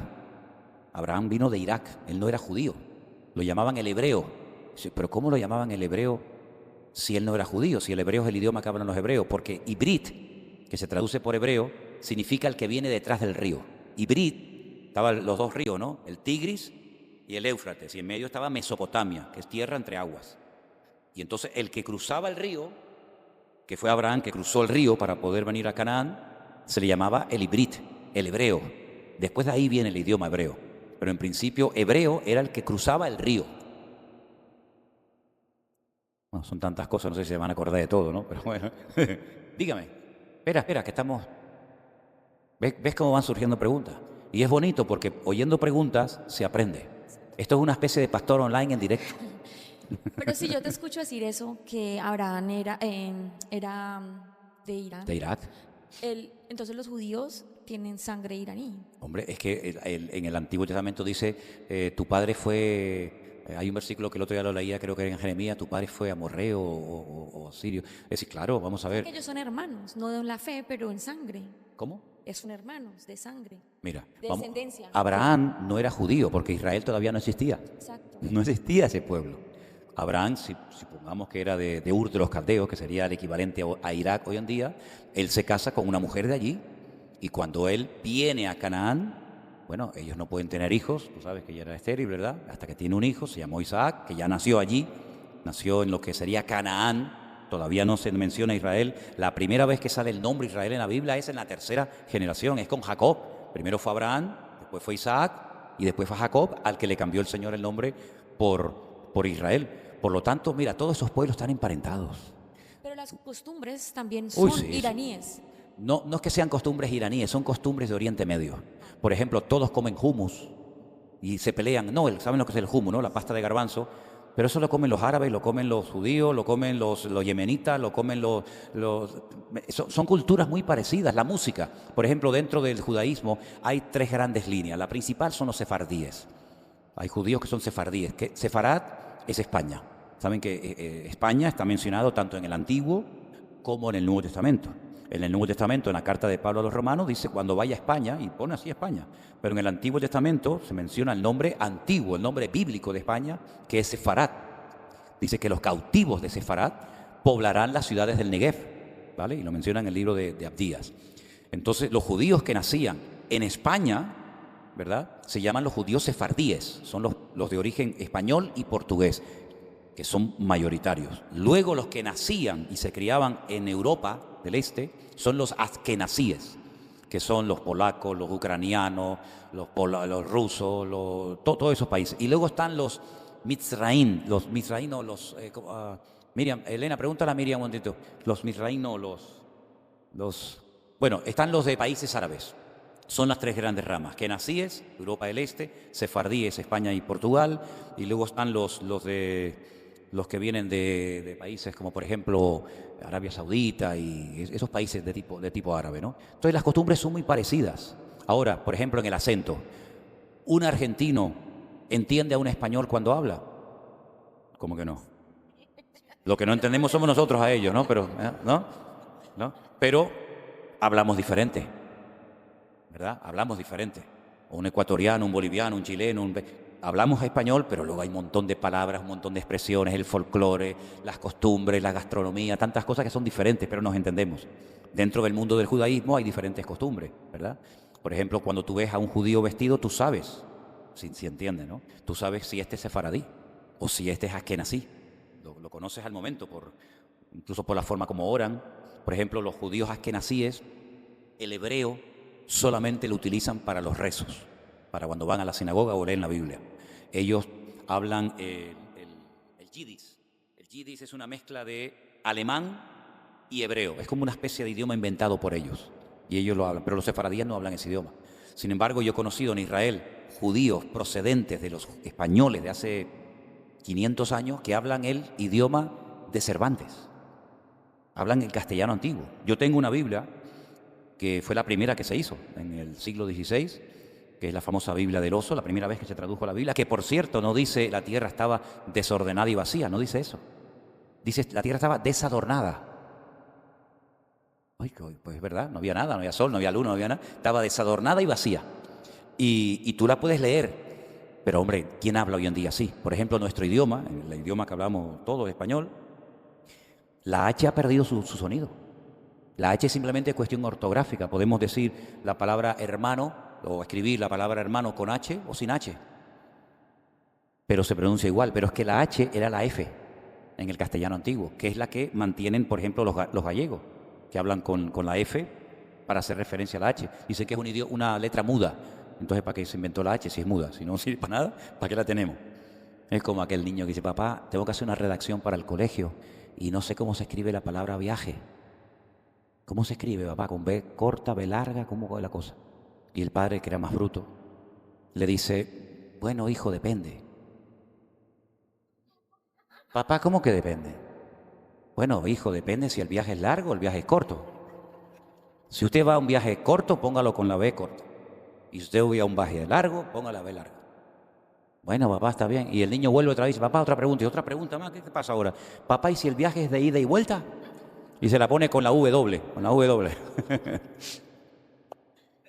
Las costumbres varían, pero sin embargo se parecen mucho entre ellos. ¿Okay? Muy bien, hermanos, espero que hayan podido aprender algo. Lo más importante de todo es velar y orar para que estas cosas no nos sorprendan como ladrón en la noche. Que no diga, ay, yo no sabía. Bueno, la ignorancia no le va a salvar. Me acuerdo una vez que un policía me puso una multa y le dije, ay, yo no sabía que no se podía estacionar acá. Y dice, pues ahora lo sabe. Dice que el desconocimiento de la ley no te exime del cumplimiento de la misma.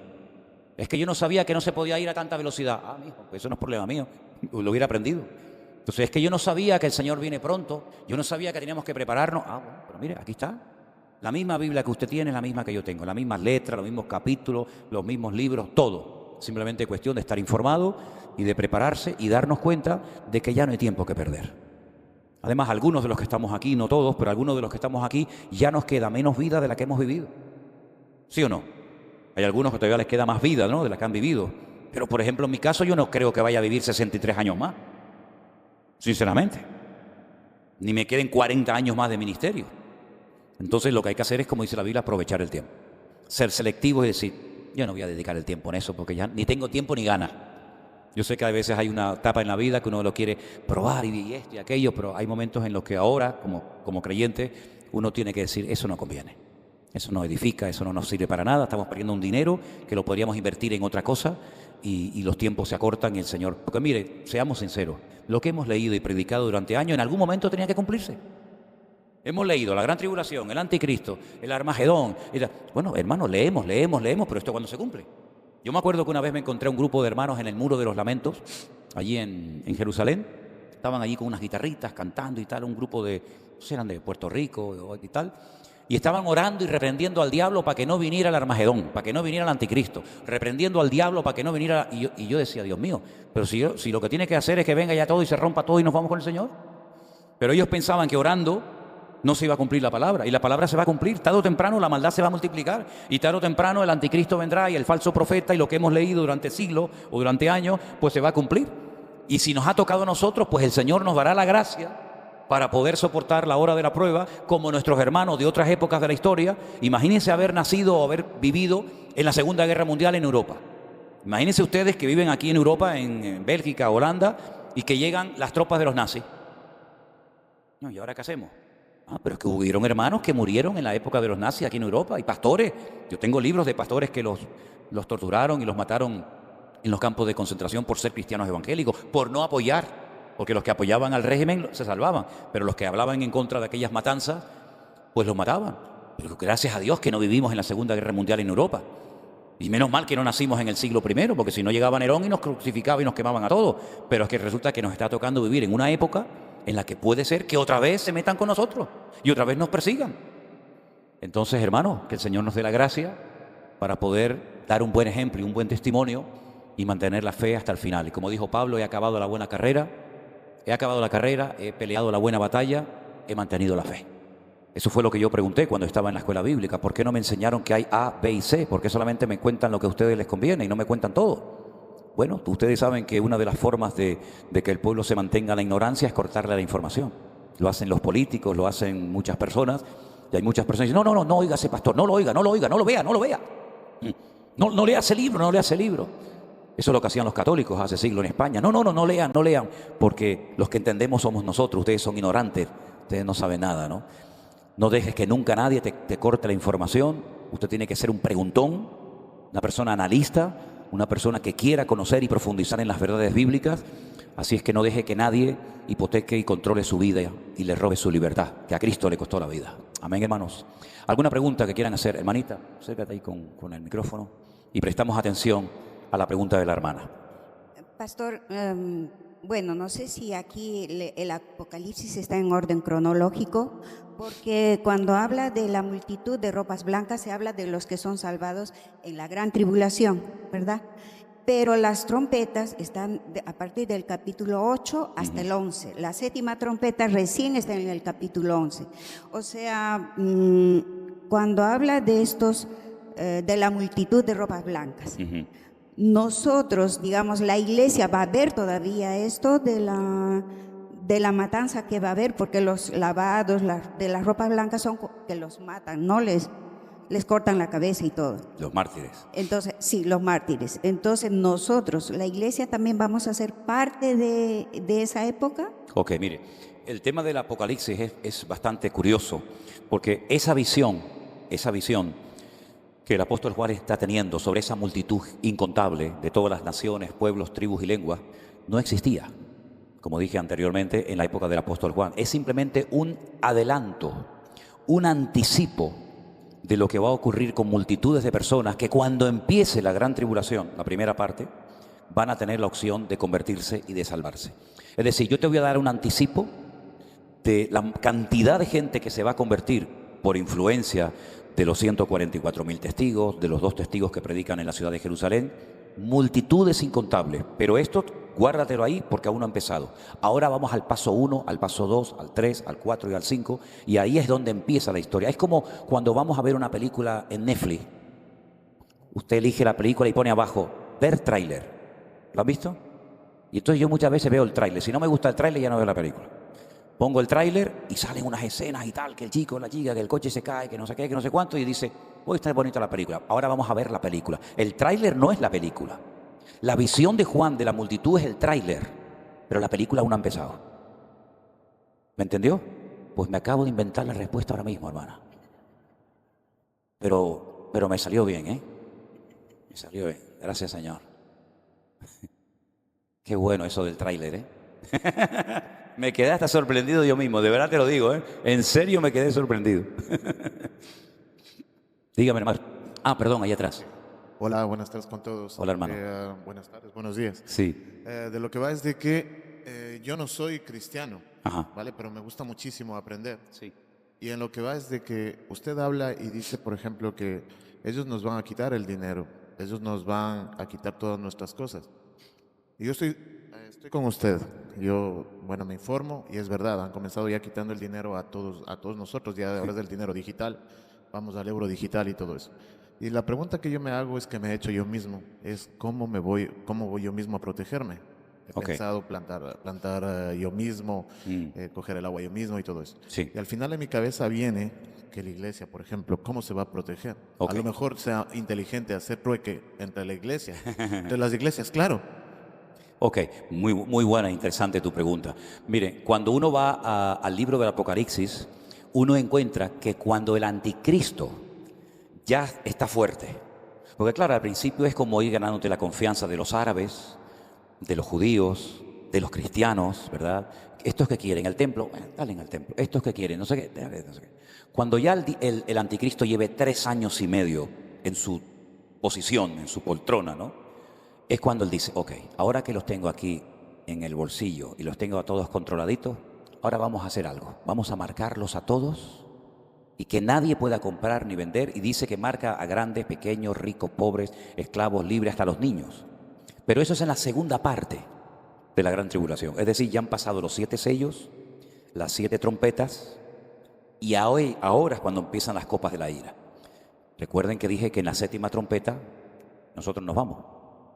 Por lo tanto, los que van a entrar en ese periodo terrible de control mundial de la economía, porque incluso alguien ha dicho que ese pequeño microchip que ya lo han inventado, está alimentado, pues claro, uno dice, bueno, pero me meten esto, pero ¿esto cómo se alimenta? Algunos han dicho que tiene una pequeña batería, una pequeña pila de litio, de tal manera que si alguien dice, uy, me voy a quitar esto, al abrirlo te envenenas la sangre y te mueres al momento. Pero por otra parte, emite una pequeña señal localizada por satélite, de tal manera que saben en todo momento dónde tú estás. Como por ejemplo ahora pueden saber dónde estamos simplemente si hemos encendido nuestros teléfonos. El otro día se produjo algo increíble que no había pasado nunca en la historia de la humanidad, cuando el grupo terrorista Hezbollah se dio cuenta de que Israel estaba controlando. Cuando ustedes van a Israel van a ver en muchos lugares los Zeppelin, esos globos gigantes, son para controlar las comunicaciones de la gente. Entonces Hezbollah dijo, nos están controlando porque el teléfono emite y recibe. El beeper solamente recibe. Pero el beeper es una tecnología de los años 80 o 90 como mucho, ¿no? De hecho tuvimos una, ¿no? ¿Verdad? Más o menos así. Entonces los de Hezbollah dijeron, bueno, si solamente recibimos señal, es la mejor manera de comunicarnos entre nosotros. Vamos a comunicarnos por el beeper. Israel así, en cuestión de poco tiempo, creó una empresa ficticia cuya sede estaba en Taiwán, que vendía todavía beeper. Ya, hoy en día no vende nadie, pero ellos crearon una empresa ficticia en Taiwán. Esta gente dijo, bueno, vamos a comprarla a los taiwaneses. Pero mientras tanto, dentro le habían metido una carga explosiva y después los israelíes ponían la batería a 190 grados de temperatura, ¡pum!, explotaba y muchos perdieron piernas, brazos, cabeza, ojos, etcétera, etcétera, ¿no? Es decir, todo ese control de la humanidad en cuanto al aspecto económico va a ser en la segunda parte de la gran tribulación. Como cristianos, como creyentes, por la información que nos da la palabra de Dios, nosotros ya no vamos a estar en esa etapa. Ahora, si usted no es cristiano, mi consejo es que se convierta lo antes posible, porque por mucha agua que usted guarde, yo estoy guardando mucha agua y mucha comida, le digo de paso, pero es que yo estoy en esta parte, no voy a estar en la otra, porque por mucha agua y por mucha leche en polvo y por mucho dulce de leche que usted almacene, no le va a servir de nada. Porque primero, para comprar todo eso, o lo ha tenido que comprar antes, pero ¿sabe lo que pasa? Es que el mundo espiritual se va a revolucionar de tal manera que la gente que se quede en la segunda parte de la gran tribulación están totalmente desprotegidos. ¿Cómo nos vamos a proteger los cristianos? Primeramente, dice, nuestra fe ha vencido al mundo. Por otra parte, lógicamente, también tenemos que tomar medidas preventivas. Lo que está bien claro es que no vamos a ser el idiota, ¿no? También tenemos que ser prudentes, ¿no? Pero es que en la segunda parte de la gran tribulación no hay ninguna posibilidad de salvarse. Estás totalmente como un barco sin timón. No tienes protección. Y es cuando el anticristo dice, bueno, ahora que no están los cristianos, porque los cristianos hay dos cosas con las que se nos compara. Y son muy interesantes tenerlas en cuenta, con la luz y con la sal. La luz, bueno, pues sin luz no se puede vivir. El proceso de fotosíntesis no se podía producir si no hay luz. Pero sin sal, en aquellos tiempos tampoco se podía vivir. Porque cuando un pescador o cuando una persona mataba a una serie de animales, no había congeladores, no había nevera, no había frigorífico. La única manera de prevenir el proceso de descomposición de las carnes o de los pescados era salándola. De ahí viene la palabra salario. A la gente se le pagaba con un poquito de sal, porque la sal era un valor, era como tener frigorífico en la época bíblica, ¿no? Y de hecho, hasta hoy en día, cuando vas a una casa, hacen así, coges pan, lo mojan en sal y te dan pan mojado en sal, del valor tan grande que tenía la sal, ¿no? Pero al no estar los cristianos, al no orar los cristianos por el mundo, por las naciones, al no estar la iglesia, al no estar los hijos de Dios, el diablo dice, ahora tengo carta blanca. Ahora los cristianos no están, nadie ora en contra de la corrupción del mundo y ahora es la mía. Y es cuando él comienza a marcar a la gente y millones de personas van a morir, millones de personas. Pero porque dice que las aguas se van a contaminar. Muchas fuentes de agua, literalmente la Biblia dice que pasará lo que pasó en Egipto, que se convertirán en sangre. Entonces yo tengo 500 litros de agua almacenada y ahora resulta que cuando voy a beber se me ha convertido en sangre. Y es que eso es lo que va a ocurrir. Es decir, toda esperanza, toda posibilidad de decir, yo estoy protegida, a mí no me pasa nada, yo tengo mi zulo debajo de tierra, yo tengo mi comida, se va a desvanecer, porque capaz que abres un bote de comida y está todo lleno de gusanos. Y dice que no habrá lugar en la tierra, dice que la gente buscará la muerte y huirá de ella, no la encontrará. Me quiero morir, se tiran por un barranco y me quiero matar y no puedo, porque el anticristo va por todos. Porque es la última, permítame poner este ejemplo, ¿no? Es la última bala en la recámara del diablo. Es la última posibilidad que tiene. Lo intentó con Nabucodonosor, lo intentó con Hitler, lo intentó con Mussolini, lo intentó con... Y fracasó. Esta es la última posibilidad que le queda al diablo de alcanzar tus objetivos. Imagínate, la ira del diablo va a ser brutal, tremenda. Es la primera vez en la historia que el diablo ofrece algo que él no es. Jesús dijo, él es un ladrón que viene a hurtar, a matar y a destruir. Pero cuando venga el anticristo, que es como el representante del diablo, él viene a ofrecer paz y seguridad. Pero ¿cómo va a ofrecer el diablo paz y seguridad si tú eres la persona más desordenada y con menos paz de la tierra? Pero es su última oportunidad. Entonces, te digo con toda honestidad, no hay ninguna posibilidad en la gran tribulación de prepararnos para que no nos afecte. Ninguna.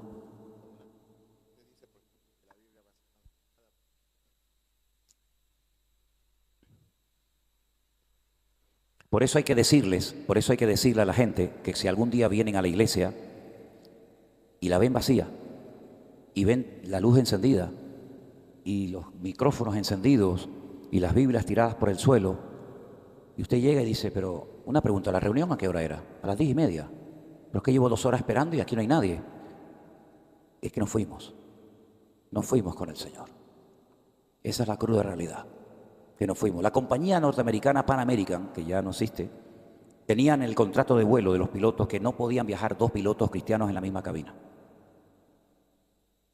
Porque si venía el Señor, los 2 pilotos se van, imagínate los que se quedaron dentro del avión. Es la verdad, ¿eh? Es la verdad. Esto pasó. La Pan American se hundió cuando el accidente aéreo más terrible de la historia de la humanidad se llevó a cabo en la isla donde yo vivo, en la isla de Tenerife. Chocó un jumbo de la KLM, compañía holandesa, y un jumbo de la Pan American. Por la niebla se confundieron, se equivocaron de pista, chocaron, los 2 iban cargados hasta arriba de combustible y murieron casi 600 personas en el acto. Dice que el olor a carne llegaba hasta la ciudad, que está como a 10-15 kilómetros de distancia, terrible. Y yo conocí en Argentina a un superviviente de ese accidente aéreo. Se salvaron como unas 11 personas aproximadamente. Y yo conocí a un señor que me dijeron, aquí al lado hay un señor que es un superviviente del accidente aéreo de Tenerife. Y hablé con él, era un militar, se había ido de vacaciones a Tenerife, mala hora se fue de vacaciones a Tenerife. Y le digo, ¿y a qué se dedica? Dice, ahora me dedico a vender Biblias. Voy por toda Argentina vendiendo Biblias. Me llamó tanto la atención aquello, ¿no? Fue en Rosario, en Argentina, hace muchos años, ¿no? Pero bueno, el mundo se va a poner muy complicado y va a llegar un momento en el que no hay escapatoria por ninguna parte. Yo no soy cristiana. Pero ya lo has dicho 4 veces, ¿eh? Sí, pero... Y ya te entiendo que no eres cristiano, pero ante el panorama que te estoy pintando, ¿insistes en no serlo? A mí lo que me llamó verdaderamente la atención, y que es algo que no estoy para nada de acuerdo, es de que se hayan pegado con los niños. Entonces, ¿que se hayan? Pegado con los niños, que hayan ido con los niños. Y lo que yo tengo vídeos que si te los enseña te hago vomitar, ¿eh? Y yo he tomado como decisión terrible enviarle a los fines de semana a mis hijas con mi padre, que mi padre sí que es creyente y va a la iglesia. Gloria a Dios. Para que no pierda la identidad masculina y femenina. Bueno. Es algo y por eso me ha llamado la atención escuchar la palabra y todo eso. Es interesante el dato que di sobre el anticristo, que ya lo da Daniel en el Antiguo Testamento cuando dice que este personaje, claro, estará tan metido en su mundo, tan metido en sus proyectos personales, que dice que del amor de las mujeres no hará caso. Este hombre está obsesionado con lo suyo, que ni se quiere casar o sabe Dios lo que es, ¿no? Y es que estamos viendo hoy en día que lo que vende es eso. Y es normal. Hoy en día es totalmente normal. Bueno, ¿hay alguna pregunta más? Usted, pásele ahí el micro para... Yo quería usted también. Sí. Usted sí es cristiana, ¿no? Amén, para la gloria de mi Señor.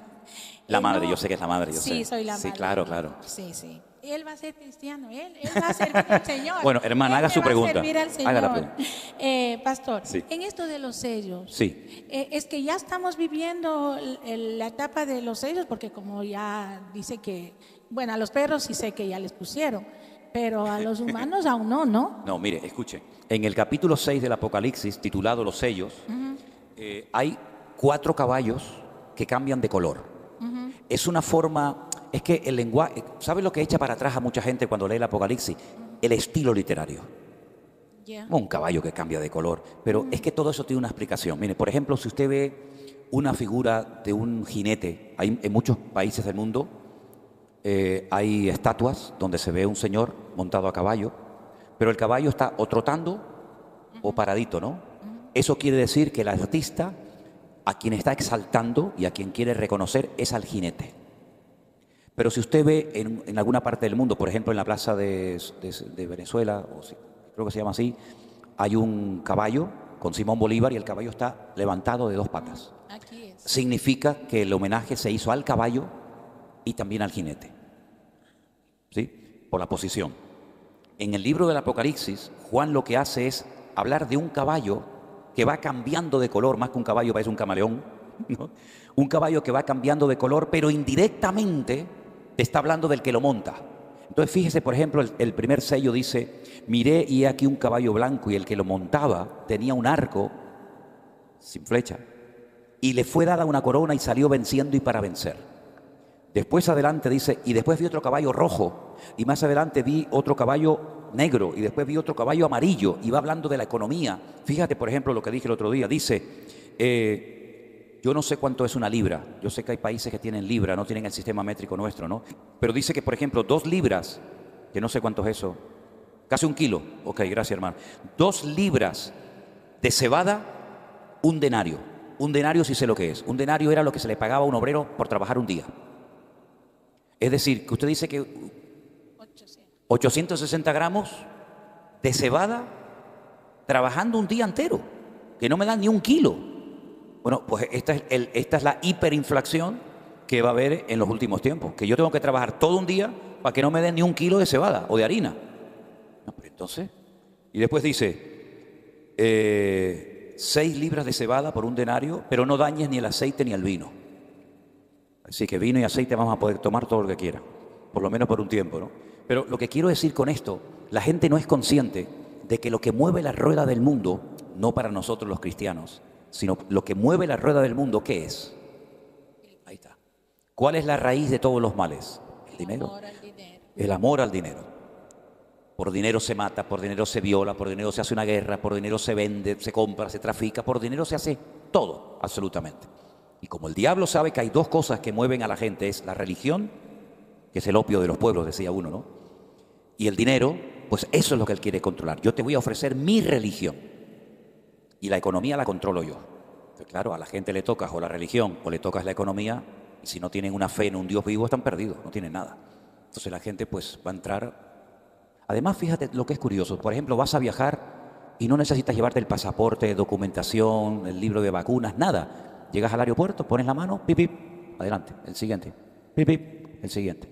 Como sistema es espectacular. No tienes que llevar dinero, no tienes la excusa así, ay, paga tú que hoy no traje dinero. No, pues te arranco la mano, ya verás cómo tienes dinero, ¿no? Sí, no hay excusa. Sí, tienes ahí todos tus datos bancarios, tienes tu dirección, tu teléfono, tu seguridad social, todo lo llevas ahí encima, ¿no? Entonces, como sistema es espectacular. Y a mucha gente le va a traer todo eso porque forma parte de la tecnología avanzada, ¿no? Y bueno, y tantas cosas. Y todo esto de la inteligencia artificial va a jugar un papel fundamental. Anoche, por ejemplo, me mandaron un vídeo donde estaba Messi, el futbolista argentino, y Cristiano Ronaldo tocando la guitarra, y eran ellos. Claro, notabas algo como una cosa rara, pero tocando la... Sí, ninguno de los dos sabe tocar la guitarra y cantar mucho menos. Pero estaban tocando la guitarra y era producto de la inteligencia artificial. Luego ahora han hecho una película donde sale Putin, Donald Trump, Biden y todo. Todos son personajes creados por la inteligencia artificial. ¿Podrá la inteligencia artificial jugar un papel fundamental en los últimos tiempos? No te quepa la menor duda. Yo me acuerdo hace años en Jerusalén, en Tel Aviv, en el aeropuerto de David Ben Gurión, yo iba caminando con mi maleta y de repente me sale así una mujer así. Yo digo, ostras, ¿esto qué es? Me salió así una mujer, hola, ¿qué tal? ¿Cómo estás? Estoy aquí para ofrecerte no sé qué. Y yo decía, no, pero ¿esta quién es? Y yo hacía así y no había nadie, era un holograma. Me salió así. Bueno, tú imagínate el anticristo, la cantidad de cosas que hará en los últimos tiempos. Utilizará pues toda la tecnología y más de lo que se está utilizando hoy en día. Yo le dije hace años a una persona, digo, ¿te has comprado una televisión para verla, no? Si así, digo, ¿y te están viendo? Me dijo, ¿eh? Yo nunca me lo olvidaré cuando un día entré a una tienda de ordenadores, de computadoras, y el chico me dijo, ven que te voy a enseñar una cosa, y me llevó al taller y tenía una pared llena de televisiones, de monitores, y había una mujer cocinando, otro estaba arreglando el coche, otro estaba cortando el césped, y le digo, ¿esto qué es? Dice, estas son todas las cámaras de la gente, de sus teléfonos, que yo las tengo pinchadas. Los veo y los oigo. Por eso hay mucha gente que cuando va a la casa apaga el teléfono o le ponen algo encima porque te están oyendo y te están viendo. Esta señorita Siri, ¿conocen a Siri? Háblale a Siri, te contesta enseguida, te está oyendo. O Alexa, ¿no? Entonces la tecnología, el diablo la va a utilizar de tal manera que le va a facilitar el poder controlar a la gente, que es en el fondo lo que siempre el hombre ha querido, controlar a las multitudes, controlar a las masas y de esa manera manipularlas y meterles en la cabeza pues sus historias. ¿Te das cuenta? No estamos todavía en el primer sello, el anticristo aún no ha aparecido, pero yo tengo la opinión personal de que le queda poco tiempo a este caballero para que lo conozcamos. Aún no está. Es un hombre que probablemente sea de madre judía y de padre árabe. ¿Por qué? Porque él engaña a los judíos y los judíos nunca van a aceptar a una persona que no sea de su raza, que no sea judía. Y para un judío, una persona no es judía si su madre no es judía. Puede ser que su padre sea judío, pero si tu madre es belga, no eres judío. Eso no es bíblico, es una cosa que se inventaron los rabinos por una serie de motivos, ¿no? Así que probablemente este hombre tenga algo de judío y también de árabe, porque al final los logra poner de acuerdo a los dos. ¿Quién pone de acuerdo a estos dos? ¿Quién pone en una mesa a un judío y a un árabe para que se den la mano y para que... Nadie, hoy en día es imposible, eso es impensable, totalmente impensable. Este hombre logrará lo que nadie ha logrado en miles de años, sentar a Jacob y a Esaú en la misma mesa y que se reconcilien y que se hablen. Si ya desde el vientre de la madre estaban peleándose, desde el vientre estaban peleando, pero el anticristo logrará unificar y hacer que, claro, tú subes ahora arriba a las planadas de las mezquitas, saca a los árabes y construye un templo para los judíos, vamos, ya lo que faltaba. Pero eso va a suceder. ¿Cómo? Le pregunté una vez a un rabino, digo, ¿pero cómo van a construir ustedes un templo arriba, estando los árabes arriba? Y me dijo, mira la respuesta que me dio, 2000 años estuvimos sin país y en un día levantamos nuestra tierra. Ahí tienes un ejemplo de cómo algo que era impensable se llevó a cabo. Esto va a ser mucho más fácil que levantar un país después de 2000 años sin existir en un solo día. Porque Israel fue el único país del mundo que dejó o que pasó de la nada a ser país en menos de 24 horas. Eso no ha pasado nunca con ningún país, jamás. Una cosa es la independencia, una guerra, pero de no existir, de no tener bandera, no tener himno, no tener tierra, no tener nada, no tener moneda, no tener nada, hacer en 24 horas país, eso no ha pasado nunca. Solamente con esa gente, con ese pueblo. Así que las cosas que para nosotros hoy por hoy son imposibles, Dios no tiene ningún problema, hermano, en absoluto. ¿Hay alguna pregunta más? Ah, perdón, aquí había una preguntita. Venga. Gracias, pastor. Tenía una pregunta. Dígame. Una inquietud. En Mateo 24 hemos leído, ¿no? Desde el versículo 9 dice, entonces os entregarán a tribulación y matarán, seréis aborrecidos. Y luego vemos el 14 que lo leímos también, que dice, y será predicado este evangelio del reino en todo el mundo para testimonio a las naciones y entonces vendrá el fin. ¿En qué tiempo está? Esa es mi pregunta.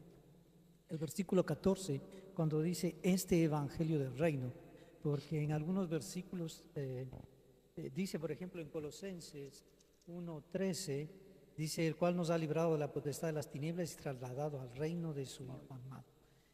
El reino de los cielos, el Señor dijo que se había acercado del reino de los cielos. Estamos viviendo ya en el reino de los cielos. ¿Y en qué tiempo está el versículo 14 de Mateo 24? Que dice que será predicado este evangelio del reino, por favor. Gracias. Miren, en Mateo 24, como dije al principio del estudio, es un capítulo comprimido que contiene mucha información que luego en otras cartas, como por ejemplo las de Pablo, los tesalonicenses, el Apocalipsis, etcétera, se va desmenuzando, ¿no? Se va aclarando cosas que el Señor, ¡pum!, te da toda la información, pero luego hay que ir aclarando cada cosa en su sitio. No cabe la menor duda de que hay parte de Mateo 24 que ya se cumplió, cuando el Señor Jesucristo profetizó la destrucción del templo. Y veis todo esto, no quedará piedra sobre piedra, eso ya forma parte de la historia. Fue una palabra profética en ese momento, pero que hoy en día para nosotros no es profecía, es historia.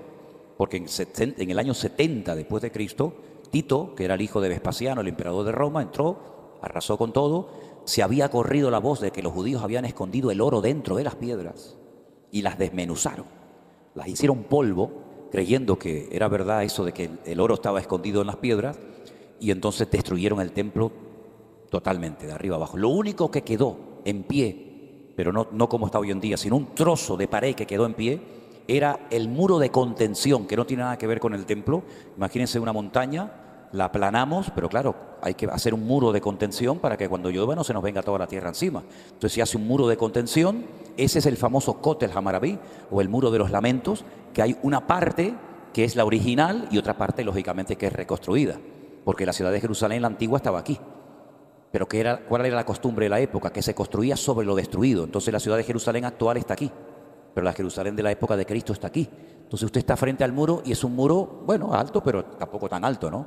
Claro, pero ahora baja 37 metros para abajo para que veas lo alto que era el muro, ¿verdad? Porque la ciudad subió, no bajó. Eso ya forma parte de la historia. El templo fue destruido, vino una persecución tremenda, pero curiosamente la historia dice, por ejemplo, Flavio Josefo, que fue un historiador judío muy importante, que nos da muchísima información sobre lo que pasó allí. Él dice que apenas murieron cristianos el día de la destrucción de Jerusalén en el 70 después de Cristo, porque ellos sabían que no tenían que estar en Jerusalén porque iba a ser destruida. Sin embargo, murieron 250.000 personas crucificadas en aquellos días, terrible. Todos los tesoros del templo fueron llevados a Roma. Ustedes cuando van, por ejemplo, a Roma, cerca del Coliseo Romano, van a ver el famoso Arco del Triunfo de Tito, por donde entraron las legiones romanas, cargando todos los tesoros y trayendo a los esclavos, las mujeres, las personas que traían esclavos de Jerusalén, que venían muchos de ellos a torturarlos y a matarlos en la arena de los circos de los romanos. Con todo aquel tesoro, ellos levantaron un templo, pero a la muerte. El templo de Jerusalén era un templo para la vida, pero con los tesoros del templo construyeron un templo para la muerte, que es el famoso Coliseo Romano.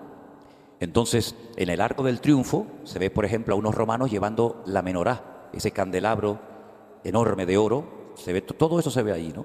Entonces, hay parte de Mateo 24 que ya es historia, ya miramos hacia atrás, pero hay otra parte de Mateo 24 que en ese momento era profecía, como por ejemplo que sería predicado este evangelio del reino en todo el mundo. Ahora, el concepto, la expresión el reino de Dios o el reino de los cielos, que es lo mismo, entra con Jesús. Nadie en el Antiguo Testamento empleó la expresión reino de los cielos o reino de Dios. Para aclararnos, ¿qué es el reino de los cielos? ¿Qué es el reino de Dios? Para ponerlo más fácil, el gobierno de Dios, la cobertura de Dios. En el Antiguo Testamento, cuando Dios crea al hombre, le da una serie de leyes, poquitas, pero le dio una serie de leyes. ¿Qué es lo que hace el hombre? Se desconecta, sale del paraguas, sale del gobierno de Dios para identificarse con las mentiras que Satanás le está proponiendo. Si Dios dice no comas, y este dice come. Este dice cuando comas te mueres. Este dice cuando comas no te va a pasar nada. Entonces lo que hace es que da un giro, le da la espalda a Dios, se identifica con las mentiras del diablo, creyendo la gran mentira de que lo que pasa es que, claro, él sabe que si como voy a ser como él y le voy a hacer la competencia. Fíjate tú qué ridiculez, ¿no? Pues se identifica con el diablo y sale del gobierno de Dios. Queda el hombre a la deriva. Dios comienza a tratar con la humanidad, pero ya de una manera diferente. Ya el hombre, por ejemplo, comienza a experimentar cosas raras que antes no sabía ni lo que eran. Por ejemplo, comienza a sudar. Antes el hombre no sudaba. El hombre se convierte en un ser mortal, así, de la noche a la mañana. La mujer comienza a menstruar. Y la mujer comienza a sufrir dolores cuando va a parir. Los animales que antes yo acariciaba ahora son mis enemigos. Y la tierra que antes era tremendamente poderosa ahora me salen malas hierbas y espinos y cardos. Y comenzamos a ver una serie de cambios tremendos. Entonces ya no están bajo el gobierno, bajo el reino de Dios, sino que entran en una etapa diferente. Vienen los profetas, vienen los reyes de Israel, vienen los jueces, etcétera, etcétera. Hasta que viene el Mesías y dice, arrepentíos, porque el reino de los cielos se ha acercado. No lo vengo a establecer, pero vengo a acercarme a ustedes. Ya que ustedes se separaron de mí, yo me vengo a acercar a ustedes. Es como cuando Dios busca a Adán y este se oculta de Dios. Ahora viene el Mesías en persona y se acerca al hombre. Y dice, el reino de los cielos, que soy yo el rey de ese gobierno, de ese reino, se acerca a vosotros. Entonces cuando el hombre se arrepiente, que es el requisito indispensable para poder formar parte de ese reino, te conviertes en hijo de Dios, no por nacimiento, sino por adopción. Ahora, esos súbditos de ese reino, claro, tienen también una serie de normas, tienen un patrón, un estilo de vida. Y una de las obligaciones es ir por todo el mundo y predicar el evangelio a toda criatura. Y un dato significativo es que el Señor dice, y yo no vendré hasta que este evangelio del reino, del gobierno de Dios sea predicado en todas las naciones de la tierra. Yo no creo que falte mucho para poder decir, el evangelio se ha predicado en todas las naciones de la tierra. Es más, hace poco oía que prácticamente ya no hay ni un solo país del mundo que no tenga la opción de oír el evangelio. Imagínense lo que ha ocurrido, la revolución que se ha producido con las redes sociales. Que tú estás predicando con un teléfono, con una camarita, en una isla perdida ahí de las Islas Canarias, y te está viendo una persona en Japón, en la China, en alta mar, en bases norteamericanas en Afganistán, como nos han llamado, en Alaska, en Ushuaia, la ciudad más austral del mundo. Desde la isla de Pascua nos han escrito, desde la selva amazónica nos han llamado. Es decir, prácticamente el evangelio ya no tiene ningún tipo de fronteras. Eso no significa de que todo el mundo ha oído el evangelio, pero que el evangelio, el mensaje del evangelio, prácticamente ha llegado hasta el último rincón de la tierra. Yo estoy convencido de que así ha sido.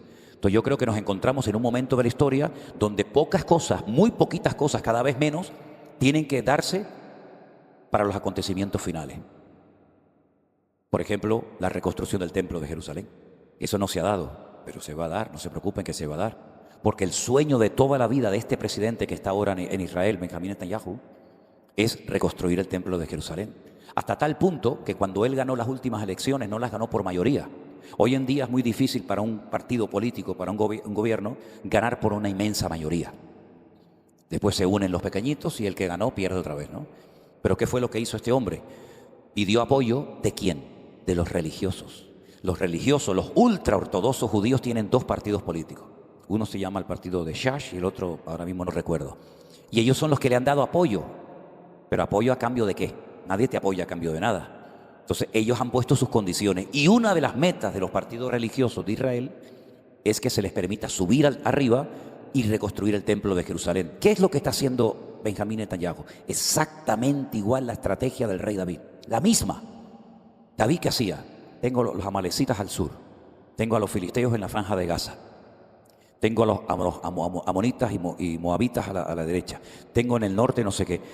Conquistarlos, dominarlos a todos y en un periodo de calma, entre comillas, subimos al templo y lo reconstruimos. ¿Qué fue lo que hizo Salomón? Salomón en tiempo de guerra no podía haber construido el templo. Porque ¿cómo te vas a poner a construir? 80.000 personas tenían en el Líbano cortando leña todos los días. 80.000. Y después había que traer la madera hasta Jerusalén y colocarla. Es imposible. O hacemos la guerra o hacemos la construcción. Entonces yo hago la guerra y tú haces la construcción. ¿Qué es lo que está haciendo este hombre? Este hombre está tratando de calmar a todos los enemigos, destruirles todas las infraestructuras para que se pueda construir el templo de Jerusalén, que se tiene que construir. Sabemos que se tiene que construir y otra vez va a ser destruido. Y en el milenio, cuando estemos ya en la etapa final de la historia de la humanidad, que es el milenio, cuando todas las naciones que sobrevivieron a la gran tribulación tengan que subir a Jerusalén, el templo no solamente va a ser el templo chiquitito allí en el monte Moriah, sino que toda Jerusalén será un gigantesco templo. Toda la ciudad de Jerusalén será un templo inmenso. ¿Cómo sabemos esto? Por las dimensiones, por las medidas que nos da el profeta Ezequiel. Tú sacas, conviertes al sistema métrico nuestro las medidas del templo del milenio y no tiene nada que ver con el que ellos van a reconstruir. Por eso se hace un gran valle, para que el templo sea prácticamente toda la ciudad, para que millones y millones de personas puedan subir todos los años al templo de Jerusalén, adorar al Señor Jesús. Así que estamos en un momento muy interesante, porque esta profecía de que el templo iba a ser destruido se cumplió, y que el evangelio iba a ser predicado en todas las naciones de la tierra, pues yo creo que prácticamente pues también. Así que lo interesante de todo esto es que cada vez queda menos, ¿sí? Pero para que nazca el niño tiene que haber dolores de parto, a menos que te pongan la epidural. Pero epidural espiritual no existe. Entonces los dolores de parto son terremotos, son tsunamis, son huracanes, son volcanes. La tierra está con dolores de parto, pero claro, cuando hay dolores porque tiene que nacer un niño, ¿no? Y ese niño o ese salvador que tiene que venir es el Señor. ¿Está bien, hermano? Ok, dígame. Son dos preguntas. En realidad, si nos puede explicar un poquito más la apostasía, porque apóstata quiere decir que se aparta de la fe, ¿verdad? Exacto. Entonces son cristianos, son gente que ha conocido del Señor, que se han apartado totalmente. Y la otra pregunta es entre el arrebatamiento, que sabemos que habla de la venida del Hijo del Hombre, ¿verdad? cuando es arrebatada la iglesia y el milenio, ¿dónde se encuentra la iglesia en ese momento? O sea, cuando dice que todo ojo lo verá al Señor y todo eso, ¿eso es en el arrebatamiento o es cuando viene ya para gobernar en el milenio? Ok, mira, vamos a ir por parte. Mira, la apostasía, efectivamente, no puede ser un apóstata alguien que no fue. Te voy a poner un ejemplo de un apóstata bíblico. Te voy a poner un ejemplo de un apóstata bíblico que lo vas a entender al momento. Una de las cosas que mi padre me dijo, si algún día llegas a ser pastor, que lo dudo, eso me dijo. Dice, si algún día llegas a ser pastor, solamente te pido un favor. Habla tan claro que hasta el más tonto te entienda. Porque estoy cansado de tener que ir al diccionario a buscar palabras que el pastor predicó que no supe lo que dije. Digo, bueno, yo procuraré enseñar siempre de tal manera que hasta cualquier mano pueda entender, ¿ok? ¿Vale? El apóstol Pedro le dice al Señor, esta noche me van a entregar, me voy a morir, ¿no? Y él dice, yo te voy a acompañar a ti hasta la muerte. Primer error, demasiada confianza en sí mismo. Aunque todos te abandonen, yo nunca te abandonaré. Segundo error, menospreciar a los demás creyéndote tú superior a los demás. Tercer error, cuando vienen a llevarse al Señor, saca la espada. Y le dice, mete la espada en tu sitio porque el que espada mata, espada muere. Tercer error, defender con armas carnales al Señor. Cuarto error, seguir al Señor pero de lejos. Quinto error, calentarse en fuego ajeno con los romanos. Fue bajando. Finalmente negó al Señor. Cuando el Señor 72 horas más tarde resucita y se le presenta a aquella mujer llamada María Magdalena, Magdalena porque era del pueblo de Magdala, le dice el Señor a María Magdalena, dile a mis discípulos y a Pedro, fíjate el matiz, dile a mis discípulos, coma. En hebreo no existen comas ni puntos ni nada de eso, pero en español sí. Hay como una pausa, así, a mis discípulos y a Pedro, que suban a Galilea, que allí quiero hablar con ellos. Ahora imagínate cuando María Magdalena va a los discípulos, Pedro está destrozado porque las miradas se cruzaron y con la mirada se lo dijo todo, ¿no? Imagínate cuando María Magdalena entra en aquella habitación y le dice, el maestro me ha dicho que tienen que subir a Galilea. En ese momento, en esos segundos, Pedro habrá dicho, ¿y yo? Ah, Pedro, me dijo el Señor que también subieras tú. Ahora, ¿cómo subió Pedro? Yo subiría temblando. Porque no sé si es mejor que me llame o que no me llame, ¿no? Cuando Pedro subió allí y se lo encuentra otra vez pescando, el Señor lo restaura, ¿verdad? Porque necesitaba ser restaurado para poder volver a ser usado. Pedro apostató, porque él dijo, yo no conozco a ese hombre. Yo no sé quién es ese hombre. Él está dando un paso atrás. Se deja de identificar. Tú eres uno de ellos. No, yo no soy uno de ellos. No, pues más claro agua. Ya lo has dicho 3 veces. Entonces cuando una persona dice, probó el don celestial y fue una vez iluminado y da marcha atrás, eso es en lo que consiste el famoso pecado de blasfemia contra el Espíritu Santo. No decir cosas en contra del Espíritu Santo, sino resistir a la obra del Espíritu Santo que te está hablando y tú haces oídos sordos. Ahora, fíjate hasta qué punto este tema es delicadísimo, que dice Juan que personas que han cometido pecado de muerte, dice, porque hay pecados que no son de muerte, dice, ya ni ores por él. Ya no hay marcha atrás. Hay un momento que te has separado tanto, como el faraón, que veas lo que veas y te digan lo que te digan. Aunque veas resucitar un muerto, tú no te vas a convertir. Y aunque veas a tu madre sanada, y aunque veas a tu hijo no sé qué, es una frialdad de corazón brutal. Y dice que es mejor ya ni orar por él. Pero fíjate hasta qué punto pasaba eso en la iglesia de aquellos tiempos, que Santiago dice, fíjense el término que utiliza para hablar, Santiago 5:19. Dice, hermanos, si alguno de entre vosotros se ha extraviado de la verdad, sepa que el que haga volver al pecador del error de su camino, salvará de muerte un alma y cubrirá multitud de pecados. ¿Existe o no existe la posibilidad de que uno que conoció se pueda marchar de los caminos del Señor? Bueno, algunos dicen que no, que si se apartó es porque nunca conoció al Señor. Eso es rotundamente falso. Con dolor de mi alma tengo que decir que he conocido incluso a pastores que ya hoy en día son hasta homosexuales predicando barbaridades y se han separado de los caminos del Señor hace ya muchos años. Fíjate lo que te digo. El Señor no robotiza a nadie. El Señor no quiere amor a la fuerza. El Señor no anula tu libre albedrío cuando te conviertes, ni antes ni después. Usted se quiere convertirse, no te quiere convertir, no te convierta. Pues no le eches la culpa a la iglesia, al pastor, al diablo, al Señor, al gobierno. Si tu libre albedrío está intacto, Dios te lo podía haber quitado, pero no lo ha hecho así.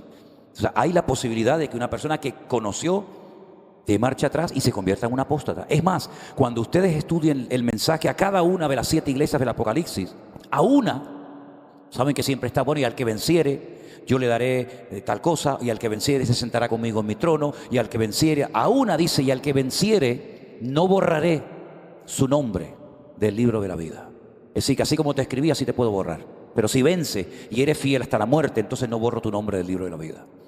Entonces, la apostasía no solamente es la pérdida de valores absolutos, sino también es la marcha atrás de personas que conocieron y se marcharon de los caminos del Señor. ¿O es que ninguno de ustedes ha conocido a gente así? ¿No hay en Bélgica gente que dice, fíjate tú, este hombre, este hermano, esta familia, esta persona, y míralo cómo está hoy en día? Claro que existe. Bueno, tú misma me dijiste que estuviste 17 años apartada de los caminos del Señor y gloria a Dios has vuelto, antes que fuera demasiado tarde, ¿no? La puerta todavía está abierta, pero no abuses. Porque hay gente, no, como Dios es bueno, Dios es bueno, pero no te pases ni un pelo. Que Dios es bueno, pero también es justo. Y a Él no se le soborna. Y hay gente que, bueno, ya algún día, ¿y quién te dice a ti que tendrás ese día? Porque hay momentos que uno ve la muerte venir y te preparas, pero hay momentos que te hace así, te llevo por delante y ya es demasiado tarde, ¿verdad? Entonces, eso es la apostasía. Es la pérdida de valores y también el retroceso. Y como dice la Biblia, y si aquellos días no fueran acortados, nadie sería salvo. A veces parece como que estamos muy firmes en la fe. Sí, muy firme hasta que te viene algo por delante y te tumba. Y la otra pregunta era, perdón. Cuando el Señor viene por segunda vez. Ok. En la segunda venida, el rapto no es la segunda venida. Entre el rapto y el milenio está la tribulación. Ya, ¿y la segunda parte de la gran tribulación. ¿Nosotros dónde estamos? ¿En los aires con el Señor? En los aires nos vamos a caer, ¿no? Si estamos allá arriba. Estamos con el Señor. Yo creo que la gravedad se elimina en ese momento, porque si no, no, para abajo, ¿no? Pero empiezan los 3 primeros años y medio, suena la 7ª trompeta, los muertos en Cristo resucitan, luego los que estemos vivos seremos arrebatados con el Señor, estamos con el Señor, no sé si de pie, sentado o acostado, no lo sé, ya te lo diré. Y después de 3 años y medio venimos con el Señor y es cuando Él pone el pie sobre el monte de los olivos y todo ojo le verá y toda rodilla, y es cuando empieza el gobierno. Lo que hablábamos antes, que una cosa es que se acerque el gobierno y otra cosa es que se establezca el reino o el gobierno, ¿no? Entonces Él vino para decir, oye, ¿quieren formar parte del gobierno? ¿Quieren formar parte de la ciudadanía del reino? Sí, arrepiéntanse para acá. Ok, en el futuro, cuando ustedes ya sean ciudadanos del reino y ya tengan ciudadanía, es cuando venimos a establecer el reino. Pero ¿cómo voy a traer el reino y los dejo a todos ustedes fuera? Primeramente tendrán que incorporarse al reino para después disfrutar de los privilegios del reino, ¿no? Entonces cuando Él viene es cuando se produce eso, ¿no? Que todo ojo le ve, etcétera, etcétera. Por eso yo digo que si hoy oyes su voz, como dice la Biblia, no endurezcas tu corazón, porque hoy estás vivo, pero mañana... Nosotros estábamos comprando el billete y Elena se iba a ir a Galicia, yo iba a venir aquí solo, ella había preparado la maleta y se iba a ir a Galicia a ver a su madre que estaba enferma. Al final todo cambió y tuvimos que irnos a Galicia a enterrar a la madre. Y la semana pasada estaba hablando con ella y ahora está en la presencia del Señor. ¿Quién es dueño de la vida? Nadie es dueño de la vida, ¿verdad? La vida cambia. ¿Quién sabe si este es el último culto que nos vemos, hermanos? Es verdad, es así, es que la vida, ¿quién la controla? ¿Quién sabe? De algo tendremos que morir, ¿no? Hombre, a mí no me gustaría morirme, sinceramente no me hace gracia, ¿no? Pero bueno, es ley de vida. Ok, 1 o 2 preguntas más. Ahí atrás hay una, hermana, adelante. Bueno, pastor, quería hacerle una pregunta. Dígame. En Juan 2. Juan 2. Sí, entonces que habla del templo, ¿no? Cuando dice aquí a partir del, bueno, podemos leer a partir del versículo 17. Entonces se acordaron sus discípulos que está escrito, el celo de tu casa me consume. Y los judíos respondieron y le dijeron, ¿qué señal nos muestra y qué haces esto? Respondió Jesús y les dijo, destruid este templo y en 3 días lo levantaré. Entonces dijeron los judíos, en 46 años fui edificado este templo y tú en 3 días lo levantarás. Entonces, usted ha dicho que tienen que hacer el templo, ¿no? O sea, nuevamente el templo allá en Jerusalén es el templo físico, habla de ese templo, ¿no? Pero también aquí, como dice en el capítulo Juan 4, ¿no? Habla de la samaritana, ¿no? Le decía que ya no me adorarás ni aquí ni allá. Entonces, quisiera que me explique un poquito del templo que hablábamos de Juan 2. El cuerpo humano en la Biblia es comparado a veces con un templo, ¿verdad? Con un edificio. Y otra cosita que quería decirle, pastor, también como dice en 2 de Corintios, no, discúlpeme, dice en el capítulo 3, y dice, y no como Moisés, que ponía un velo sobre su rostro para que los hijos de Israel no fijaran la vista en el fin de aquello que había de ser abolido, pero el entendimiento de ellos se embotó, porque hasta el día de hoy, cuando leen el antiguo pacto, les queda el mismo velo no descubierto, el cual por Cristo es quitado. Y aún hasta el día de hoy, cuando se lee a Moisés, el velo está puesto sobre el corazón de ellos.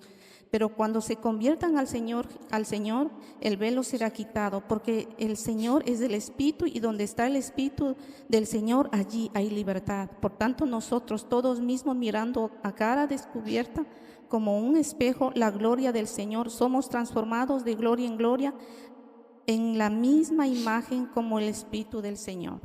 Entonces, quería que... Bueno, vamos por parte. Sí. Vamos por parte. Vamos a ir al principio. El Señor Jesucristo compara su cuerpo con un templo. Cuando Él dice destruir este templo en 3 días, yo lo vuelvo a reconstruir, ahí mismo dice, se refería a su cuerpo. Por eso ellos dicen, ¿cómo vamos a destruir el templo que Herodes tardó 46 años en restaurarlo, en ampliarlo, en ponerlo bonito, y tú te atreves a decir que en 3 días lo hace? Pero Él no se refería a ese, Él se refería a su cuerpo. Destrúyame a mí, destruyan mi templo, destruyan mi cuerpo, y yo en 3 días estoy otra vez aquí. Eso es a lo que Él se refería, a su resurrección. Es una palabra tremenda, porque Él está declarando ahí, está profetizando que a Él lo van a destruir, lo van a crucificar, lo van a rechazar, y a los 3 días va a resucitar. Eso por un lado. Por otra parte, el tema de la reconstrucción del templo a nosotros los cristianos no nos afecta ni para bien ni para mal. Simplemente es una confirmación de que la palabra de Dios, las profecías se cumplen. Yo no necesito ningún templo, ni en Jerusalén, ni en ninguna parte del mundo, para tener comunión con Dios. Porque dicho sea de paso, también la Biblia dice que no quiero que ignoréis que vuestro cuerpo es el templo del Espíritu Santo, el cual mora en vosotros. Para el judío es una desgracia no tener templo. Primero, porque no pueden hacer sacrificios. Si no hacen sacrificios, ¿cómo son perdonados sus pecados? Entonces los judíos, los rabinos, reinventaron y sustituyeron los sacrificios por oraciones. Por ejemplo, ellos iban al templo 3 veces al día. A las 7 de la mañana, a las 3 de la tarde y a la caída del sol. A las 7 de la mañana, cuando iban, hacían un sacrificio llamado shacharit. Y hacían un sacrificio y presentaban el día al Señor, ¿vale? ¿Qué es lo que hacen los judíos? Como no puedo hacer sacrificio porque no hay templo ni nada, pues tenemos un libro de oraciones, de rezos, de salmos, que por la mañana hacemos shacharit. Y shacharit es media hora o 3/4 de hora de lectura de salmos, de versículos, de textos, que al final lo haces tantas veces que te lo aprendes de memoria. Luego llega por la tarde, el sacrificio de la tarde, arbit, y es otra vez sustituir oraciones por los sacrificios. Y finalmente la minjá. Son los 3 periodos de oración. Como Daniel oraba 3 veces al día, abriendo las ventanas en Babilonia. Para el judío es una desgracia no poder hacer eso, pero para mí no es ninguna desgracia. Porque yo en cualquier parte del mundo, sentado, de pie, caminando, de rodillas o como sea, yo puedo elevar mi oración al Señor. No necesito derramar ninguna sangre de ningún animal, porque ya la sangre de Cristo fue derramada por mi pecado, y por lo tanto, sé que levanta el templo. Pues gloria a Dios que la palabra se ha cumplido. Pero yo no necesito el templo absolutamente para nada. Los judíos, según su mentalidad, sí. Porque para ellos no tienen Nuevo Testamento. Si tú agarras una Biblia, una Tanaj de los judíos, y tú dices, ay, no tienen Mateo, Marcos, Lucas, Juan. No, porque no creen en el Nuevo Testamento. ¿Cómo? Claro, es decir, ok, tienen el templo, pero no tienen a Cristo, no tienes nada. Estamos otra vez en lo mismo. Tuvisteis el templo y rechazasteis a Cristo. Ahora lo vuelven a tener y siguen rechazando a Cristo. Entonces, ¿qué cosa es esta? Entonces, el templo no va a solucionar la vida de Israel. El templo lo que va a traer alegría a los religiosos, que van a poder tener trabajo y van a poder ir a hacer su sacrificio. Pero es una lástima que Cristo vino y todavía siguen R con los dichosos sacrificios, que eso no sirve absolutamente para nada. Claro, para los judíos religiosos la construcción del templo es una maravilla. Los animalitos están temblando porque dicen, ahora nos van a matar a todos nosotros. Los corderos están temblando, imagínate, ¿no? Cuando llega Navidad los pavos salen corriendo, ¿no? Pues imagínate, ¿no? Pero es que gracias al Señor nosotros hemos entendido que eso tuvo su momento. Eso fue importante en un momento de la historia, pero eso, ellos quieren, como yo siempre les digo, ustedes quieren recuperar una gloria que perdisteis y nunca la vais a recuperar. Es como aquel futbolista argentino Maradona. ¿Lo visteis los últimos años? Daba pena verlo. Daba pena decir, pero este fue Maradona. Pobrecito, ¿no? Y fue una figura del fútbol increíble. Pero él quería vivir de las glorias de cuando tenía 20 años. Y el hombre estaba destrozado. Entonces el pueblo de Israel, sobre todo la parte religiosa, quiere recuperar una gloria perdida que ya ni siquiera tiene ningún sentido. Porque en aquellos tiempos reconstruir el templo era muy importante porque no había otra cosa. Pero ahora que vino Cristo, todo eso no tiene ningún valor, no tiene ningún sentido. Es una pérdida de tiempo, lamentablemente. Lamentablemente.